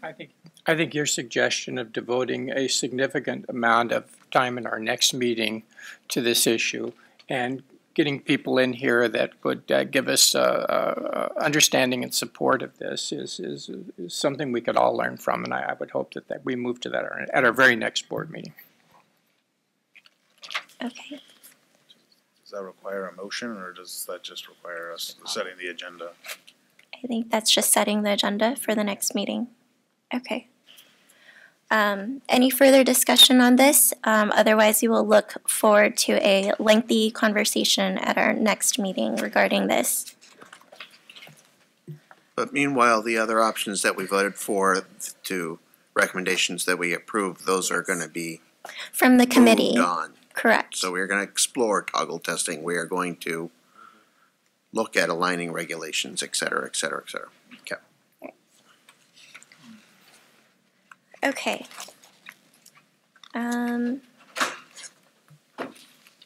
So now we are on to agenda item number 15. Update and discussion relating to certification of student hours. So this is the item that we have brought to the board several times before about some of the issues that we're finding within our schools. And so this memo in your packet is just an update on some of the progress that we've made. We've done 33 joint inspections with the Bureau of Private Post-Secondary. We have issued 13 citations to schools that are not complying with board requirements. I want to make note that that is not health and safety that we're issuing citations for. We have in the past issued health and safety citations. However, this is strictly when it comes to we're not finding that students have any textbooks, no instruction at all being provided by an instructor. Students are doing self-study for their entire amounts of theory. No practical operations are taking place or being tracked. There's no teaching of our new health and safety course. And some students, actually many students, have never seen our laws and regulation book. So we are issuing citations for those. And then we are going to be actively following back up with those schools to see if they have corrected. There's no fines for this. We don't have this as a set in our fine schedule, but we will be following up with these schools, and if they have not improved, then we will look to our next step, which could be taking disciplinary action.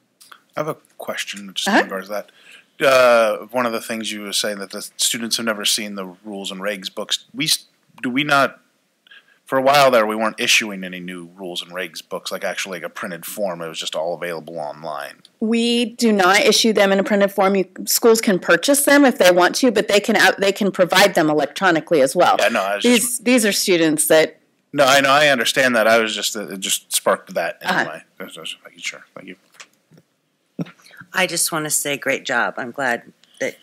This looks great. Thank you. And as mentioned earlier, we have redirected some positions to handle this workload. Rachel, who I introduced you to earlier, is our current only person who is very, very busy. But we're hoping to actually add some additional positions to this as well. We had some wiggle room that we were able to utilize, so hopefully we're going to be advertising to bring on a couple more individuals because there's, over 200 schools in California, so it's actually been quite the workload that we're not funded for.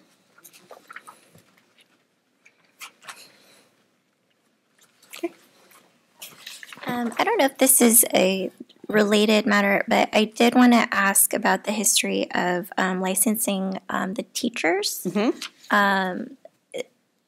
How did that stop, and what would it take to get them to go back to being licensed? It would take, obviously, a statutory change. We had the instructor license went away, I want to say, right when I came on, so maybe in 05 or 06. It could have been, actually, yeah, you're probably right. It might have been 04. Yeah, and then it was basically the idea, I believe, is that we should just be regulating the active industry and that we shouldn't be regulating the instructors, and so that was given over to the BPPE, and the BPPE would then, I believe, you'd kind of go through an approval process for the instructors, and then when that was the BPPVE. Correct. And then the BPPVE blew up, and Correct. then they brought in the BPPE, and then they basically adopted their theory, or the only thing they speak to is that the person should have 3 years Correct. of experience. Right. They used to issue, I believe it was called a certificate of authorization to instructors. Yes. And so the legislature looked at it and said, you know, the Bureau, we were doing a practical exam even for instructors. And so it got taken away from us because the Bureau of Private Post-Secondary and the BPPVE had the certificate of authorization. But when they reconstituted that to the current BPPE, that went away, and only 3 years is 3 years of experience is what's required. And that's literally what it just says: 3 years of experience, right. And then there's no really backup against any of that. So, could education and beauty school be considered one of those years of experience? Possibly.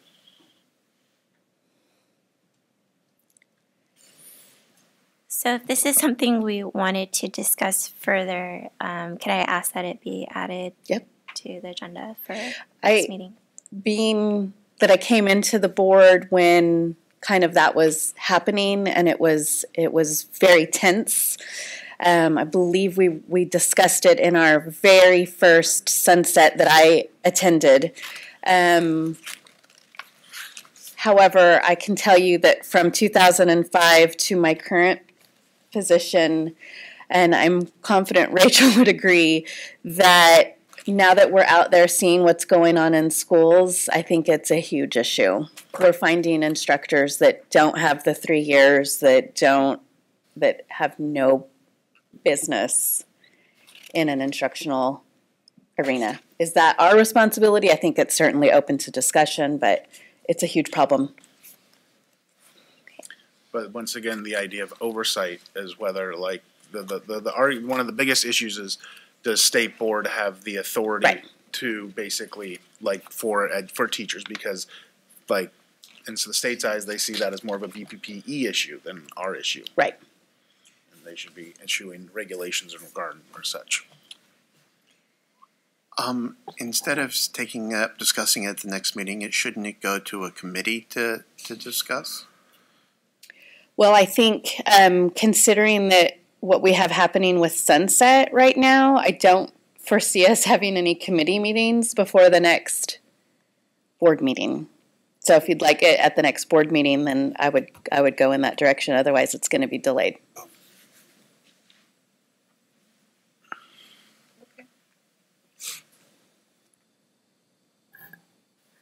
Do we have an opinion for this to go to committee or to the general board meeting? I'm good with it being at the board meeting. If you could maybe have a conversation with BPP about what they are doing currently to review how instructors are being approved. So we maybe even have them at the meeting to discuss this. Our next meeting is May. But it's not in Sacramento, so just as a warning, it could be difficult to get. Okay. We are still under travel restrictions technically, so, but we can certainly try to work it out. Okay. And get information. Okay, thank you. Moving on to agenda item number 16, legislative update. AB 193 has been introduced, and it is a deregulation bill that will remove certain services from cosmetology, as well as the entire manicuring scope of practice. It is also has some implications to the department. They actually have to. It's requiring the department to conduct a comprehensive review of all occupational licensees, but then it specifically calls out our licenses to basically state that it will remove shampooing from the scope of practice from barbers and cosmetologists, removes all of nail care, and removes makeup from cosmetologist and esthetician. So the board should take a motion on a position today. So just for clarity, last cycle, it was just they tried to remove the shampooing and the makeup, correct? It was just shampooing. It started with just shampooing, and then it expanded to some other hair services. Makeup, I don't believe, was included. Okay. Yeah. And it is a different author. And nail services were definitely not in the last one, right? I'm going to put a motion on the table to oppose this bill. I second that. Oppose. Do I have a second? Oh, I second. Okay.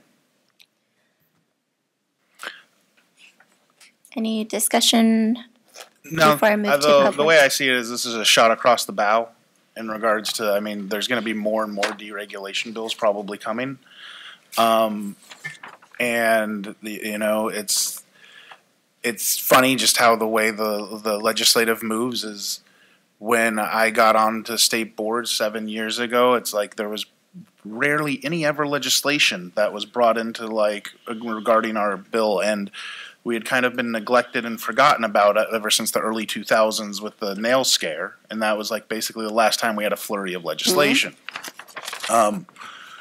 And that was good and bad. When you kind of flew under the radar, but then at the same point in time, it never required us to. We were never forced to update or basically move our regulations along with as innovation started outpacing us. So now we're kind of once again being we're being the tail that's being wagged as through the legislature because they see us as, what you have all of these old regulations that have never been updated and all we can do is what we have. And so, it's just interesting, as I look at it from my perspective, as this possibly being my last meeting, is the institutional memory and kind of like in regards to legislatures, very little. And it's good that we have people like Christy, who's on this board, who has been here long enough to see kind of like the pendulum swings. And it's just, it's always just important to maintain that institutional memory so you know what you've been through and know what you're going through because, you know what, if we've been through it once, you're going to be through it again, basically, is what I can say.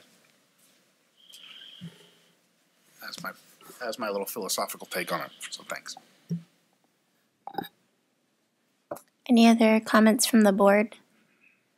I just want to point out some lessons learned from our last go-around with a form of this bill. I think we should try to, after today's vote, depending on how the board decides on this bill, to proactively meet with the BNP members to make sure that they're aware of our concerns. I know that last round, many of the Democratic electeds actually supported the bill because they saw it as a barrier to entry bill. They saw the fact sheet that was going around. It was very nicely worded. I'm sure many people in this room who, if we're not closely following this bill, would have supported it. And that was the one-pager fact sheet that was going around. So I think we really need to get ahead of it this time around and be proactive with our meetings to let our concerns be known. Yes. I agree, and I think we really need to put into that report or how we're going to describe it the whole health and safety. I mean, that's just ridiculous. We need to have the pictures and to show them the health and safety issues that obviously can happen from deregulation. Just for clarity's sake, so the last cycle that bill was introduced, I'm trying to remember, it was introduced in the Senate, passed the Senate, failed in the Assembly. This one's introduced in the assembly currently. Okay, just trying to remember the history.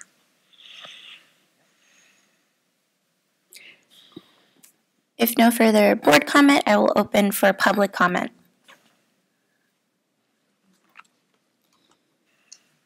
I shared with Christy yesterday, I'm working with another state on a project that I think could be useful when we talk about this.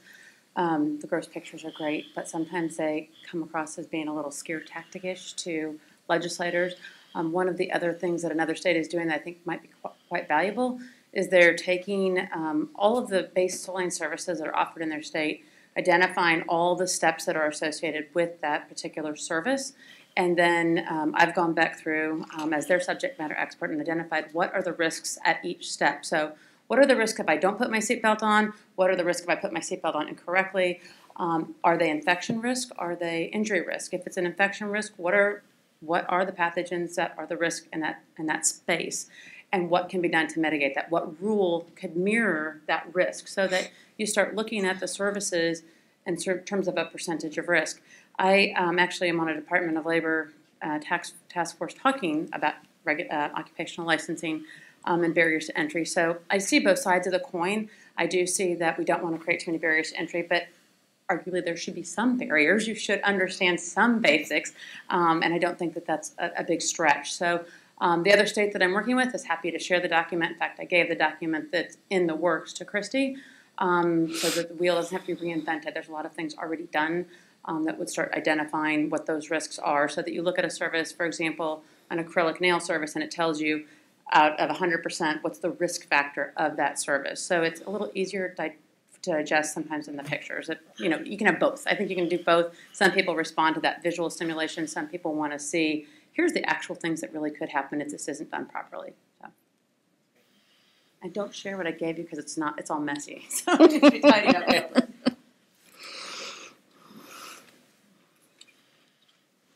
Wendy Cochran, California Aesthetic Alliance.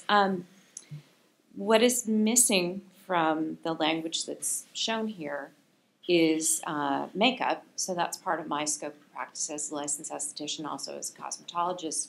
If you're missing the part about lashes in this language here, then that would mean that we would be allowing all the lash artists that are already performing unregulated services or unlicensed services a free pass. So anybody could do lash extensions at any time if this happens. That's surgical super glue, 2 pairs of surgical tweezers over somebody's eyeballs for 2 hours. Okay, it's a very skilled. It's not a service for every provider to provide. It's a very tough service to do well and to do safely and to not harm consumers long term. So that's the first thing that I see about that is that we are, also we need to consider that this affects the lash artists out there that are already performing without a license, and then also how that'll affect everybody from an aesthetic and a cosmetology standpoint. So.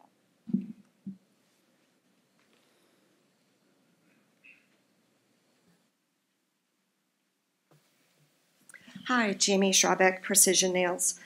Because the manicuring license requires the fewest number of hours, and because through Leslie's presentation she's essentially pointed out just how serious failures, either through negligence or incompetence, can be to consumers, I think that we might appear as manicurists as being low-hanging fruit. It's only 400 hours. If we can knock this one out, maybe we have a chance at taking on the esthetician licensing and the cosmetology licensing.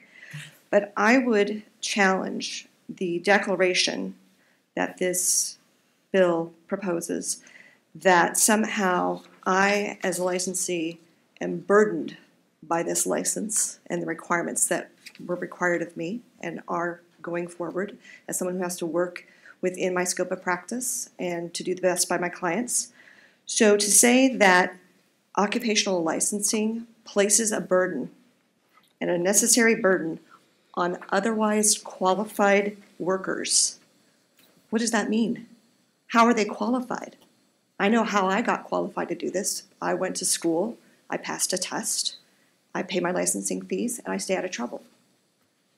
So what does it mean that they're qualified? They're not qualified other than they have this desire to paint nails. Well, So I find that very frustrating that that's just an assumption that somehow these people are qualified and somehow these burdens, these hoops that we've set up for them are so onerous that they could not possibly succeed, which is absolutely outrageous considering how low the costs are to get involved in this industry other than the schooling. I think that qualification is a heartbeat, if I'm not mistaken. Apparently. So I know we're trying with the requirements of having the equivalent of a GED and all these other things, the age requirements that we have for people to go to school, all those things that are in place so that we're dealing with adults who can read, because reading is important. And I didn't comment earlier, and I won't comment again until next meeting on that whole issue. But to say that these people are qualified to do this work and somehow we are keeping them from participating in this industry is ridiculous.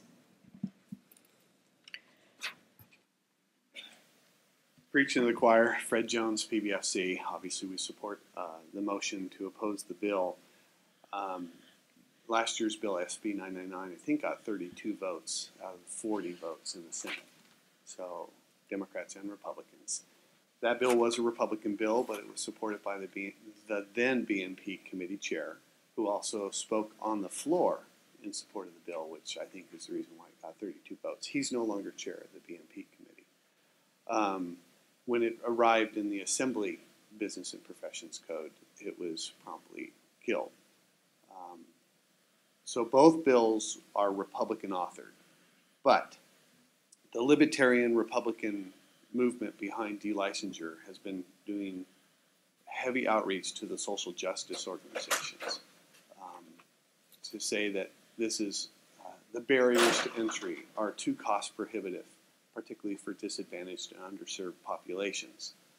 Either they have to go in debt or they have to spend a lot of money that they don't have, plus all the time involved in school before they can earn their first dollar. I think this board is being proactive on a lot of those fronts. To go back to Mr. Federico's point about the tail wagging the dog, you're looking at possibly paying interns that are part of NACUS accredited schools. So there are ways that you are looking to minimize the burden. But I will say, if you have 2/3 of Spanish test takers failing this exam, this will eventually resonate with social justice groups. And you will be looking at a delicensure movement with bona fide legs.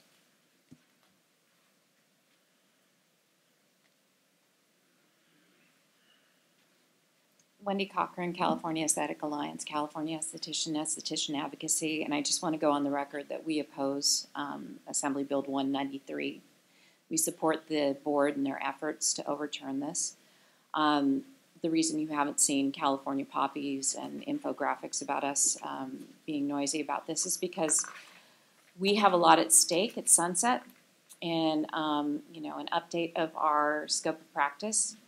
So we most certainly don't want to rattle any cages, which is our right as a voting citizen in California to reach out to our representatives and tell them that we don't support this bill. But at the same time, we as estheticians have been waiting for decades to have our scope of practice reviewed and rightfully revised to reflect what is modernly available to us, other than cleansing people's faces and steaming. So, with your lead, we will proceed to roll out our voices when it is appropriate in support of how you would like to defeat this bill. Because I'm all over it with the orange graphics, so it's going to happen. Just not yet. Don't want to make anyone mad.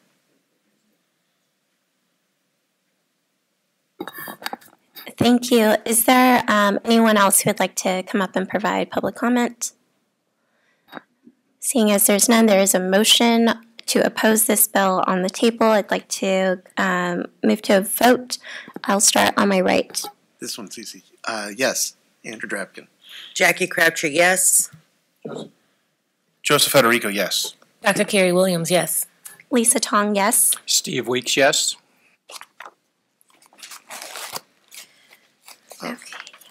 I don't know whether this would be for an agenda for next meeting or in this section, but I'd like us to at least keep an eye on Assembly Bill 5, which I think is the codification of the Dynamex decision. And I just want, I'm not saying take any positions on it right now, but just keep an eye on it, find out what's going on, talking, the dialogue and all that.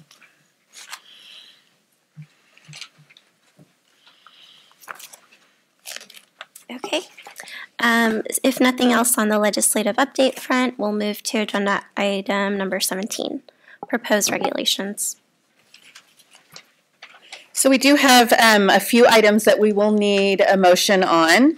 It's the first 3 items listed in your packet.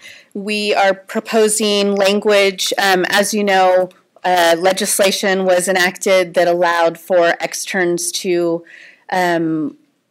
barbers to also participate in the extern program as well as community colleges.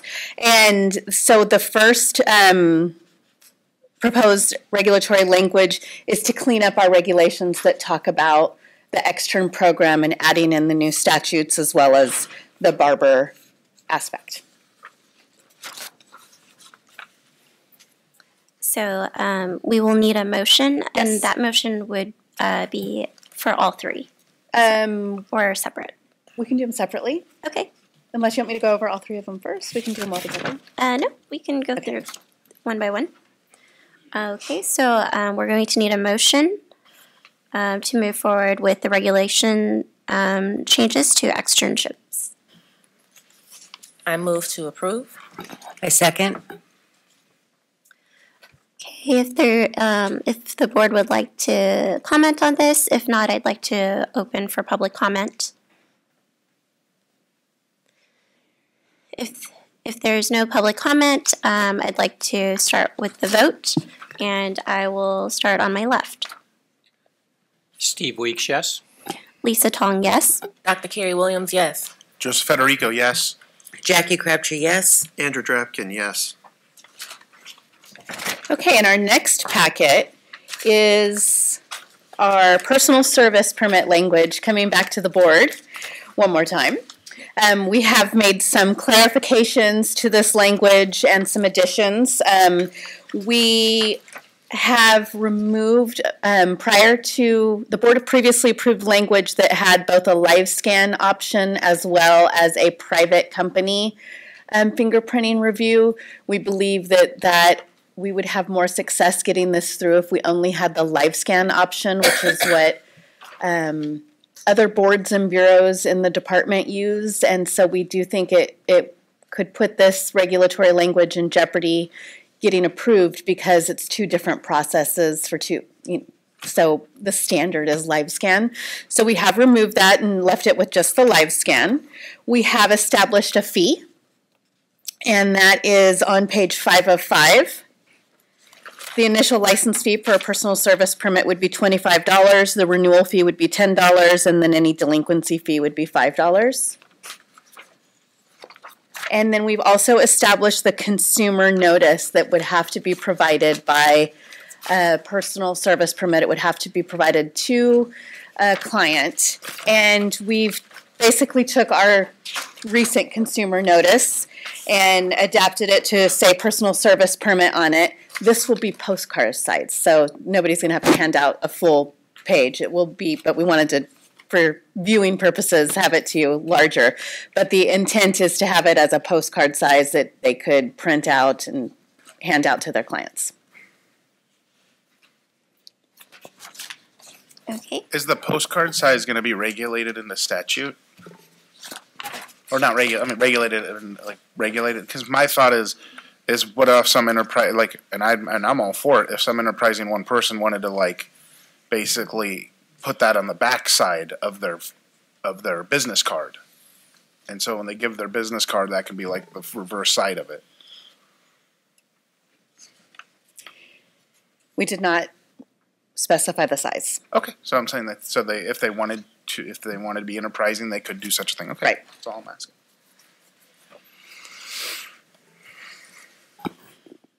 Okay, so I think we need a motion to approve this. I will move to approve.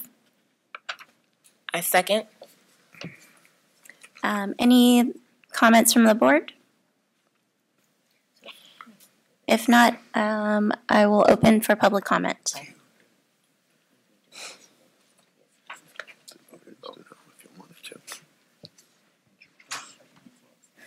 Jamie Schrabeck, Precision Nails. Last board meeting, I mentioned that if we're going to allow manicurists the honor of applying nail polish, they should be allowed to remove it, because that's usually part of the process that you are replacing polish. So you've got applying nail polish as being one of the only two things that are allowed.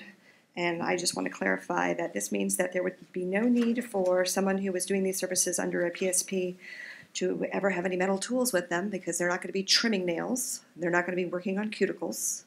They certainly shouldn't be working to reduce calluses on someone's feet.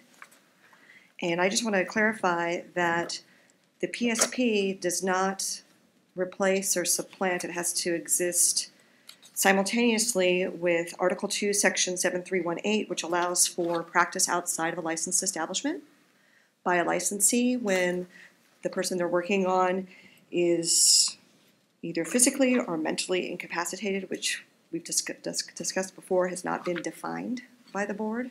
Mm-hmm. And I also really hit me this last time reviewing this in my anniversary edition 2009 version here, that that licensee has to be obtained from a licensed establishment. So I had never really even focused on that part of that regulation before. So I had focused more on the fact that as I am licensed and have had occasion to do this kind of service for clients who are no longer able to drive, for example, or are recovering from a surgery, it's not the ideal situation in which to do any of these services, really. But the limitations of only filing and buffing the nails and then applying nail polish are very, very restrictive. It doesn't even allow for someone to create, for example, a set of nails that are full coverage nail tips that if they were to apply to someone in their home would merely be applying like a wig tape and just applying them to wear for a special event. That wouldn't even be allowed under this kind of regulation. So at a minimum, I'd ask that polish removal be added. Thank you.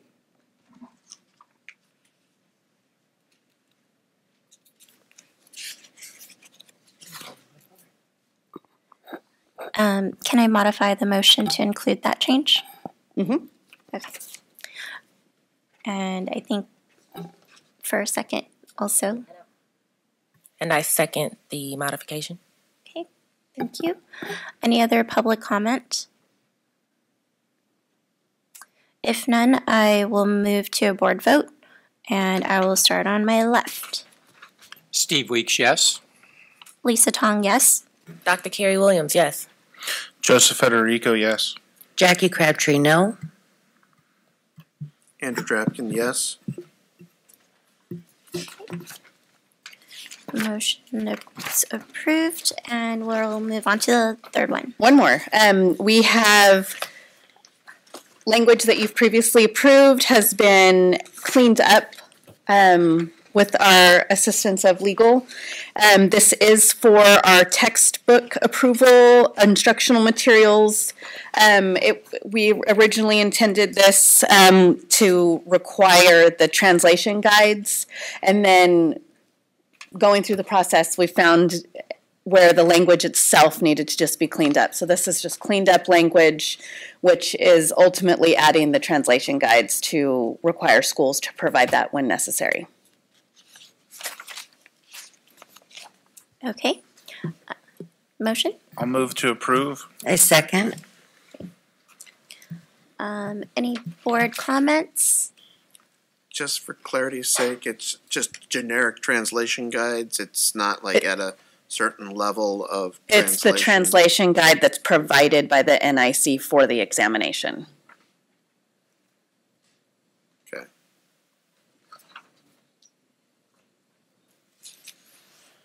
Okay, if no other board comment, I will open for public comment. Given there's no public comment, I will move to a vote, and I will start on my right. Andrew Drapkin, yes. Jackie Crabtree, yes. Joseph Federico, yes. Dr. Carrie Williams, yes. Lisa Tong, yes. Steve Weeks, yes. And then lastly, on our regulation updates, just a quick update that we are currently, we held a hearing actually on January 24th for our definition of access, something that the board had already approved. We didn't receive any comments on that, so that regulatory package is going forward. And currently under internal review with the department are our transfer of credit and training and our fine schedule and payment plan, which we've actually received back from the department, so we're finalizing their edits on that. And then we're still developing our disciplinary guidelines. We have some language that we needed to actually update in those, even though the board previously approved them. We had some statutory changes that took place, so we'll be bringing those back to the board at the next meeting. As well as I have health and safety regulations on here that is in process. I just want to keep it on our radar that we're hoping to do a full review of the health and safety regulations. That's it. Cool. Is the detail you went into on section F there, prior it was just not broad enough, it was too narrow? Which? On 904 enforcement, F. On the disciplinary guidelines? Yeah, on the enforcement guideline F. So there was legislation passed regarding denial criteria. And so actually it's just updating our disciplinary guidelines to make sure they reflect that new statutory language.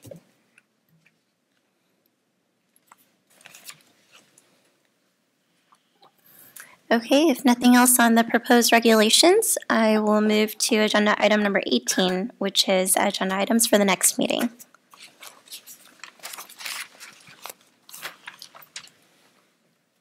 Seems like we've already put a bunch of stuff already on the next meeting. I don't have any agenda items, but if I could ask a question, just in having conversations with other licensees about the mobile services.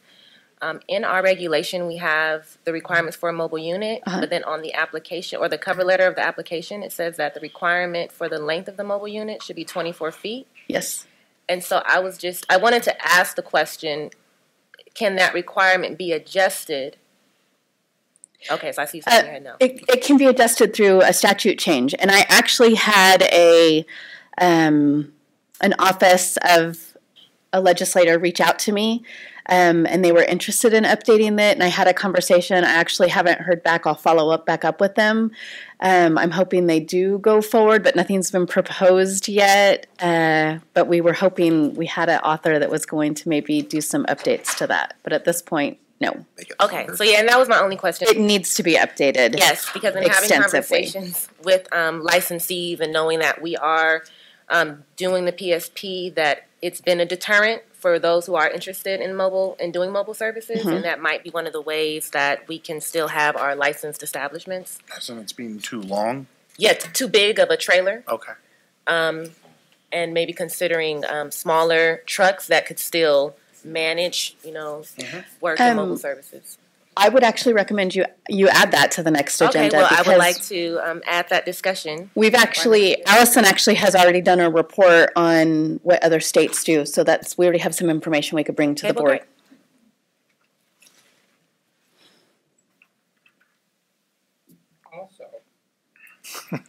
Last also, I promise, is that maybe we as board members and representatives on our different DRCs could kind of think about areas that maybe we could improve our language and the regulations we follow at the DRC hearings. I'm not suggesting this for the next meeting, but and maybe go to committee before coming out here.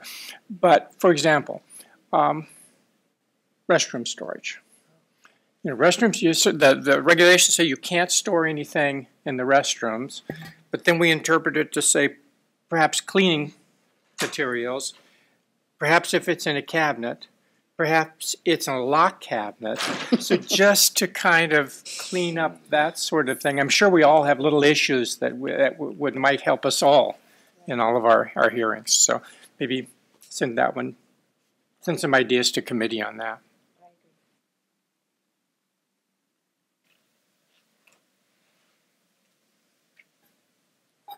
actually have a couple of things that don't necessarily need to go to the board meeting, but the next time some of the committees convene. I think it would go to the legislative committee just to look at potential new services to regulate against, given today's presentation from Leslie. There are a lot of different things going on. I feel like LA has a plethora of weird things popping up that are trendy that we should probably try to get ahead of. So I think it would be great to have a presentation on potential new services to keep an eye on that maybe we need to work with the medical board on, or whatever it is that we need to discuss. I'd also like to ask that the next Health and Safety Committee meeting look into environmental impact of the industry regarding chemical disposal. I don't think we really have a best practices guide. I'm sure a lot of that happens at the local level, but would like us to see what at a state level can be done as well for that industry. Maybe it's working with Department of Toxic Substances or a different department.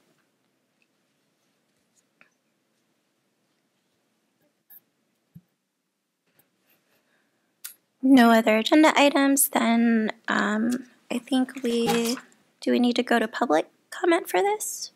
No. Okay. Then I guess we will be adjourning this meeting. Do I need to give a time? Okay. I call this meeting to close. Okay.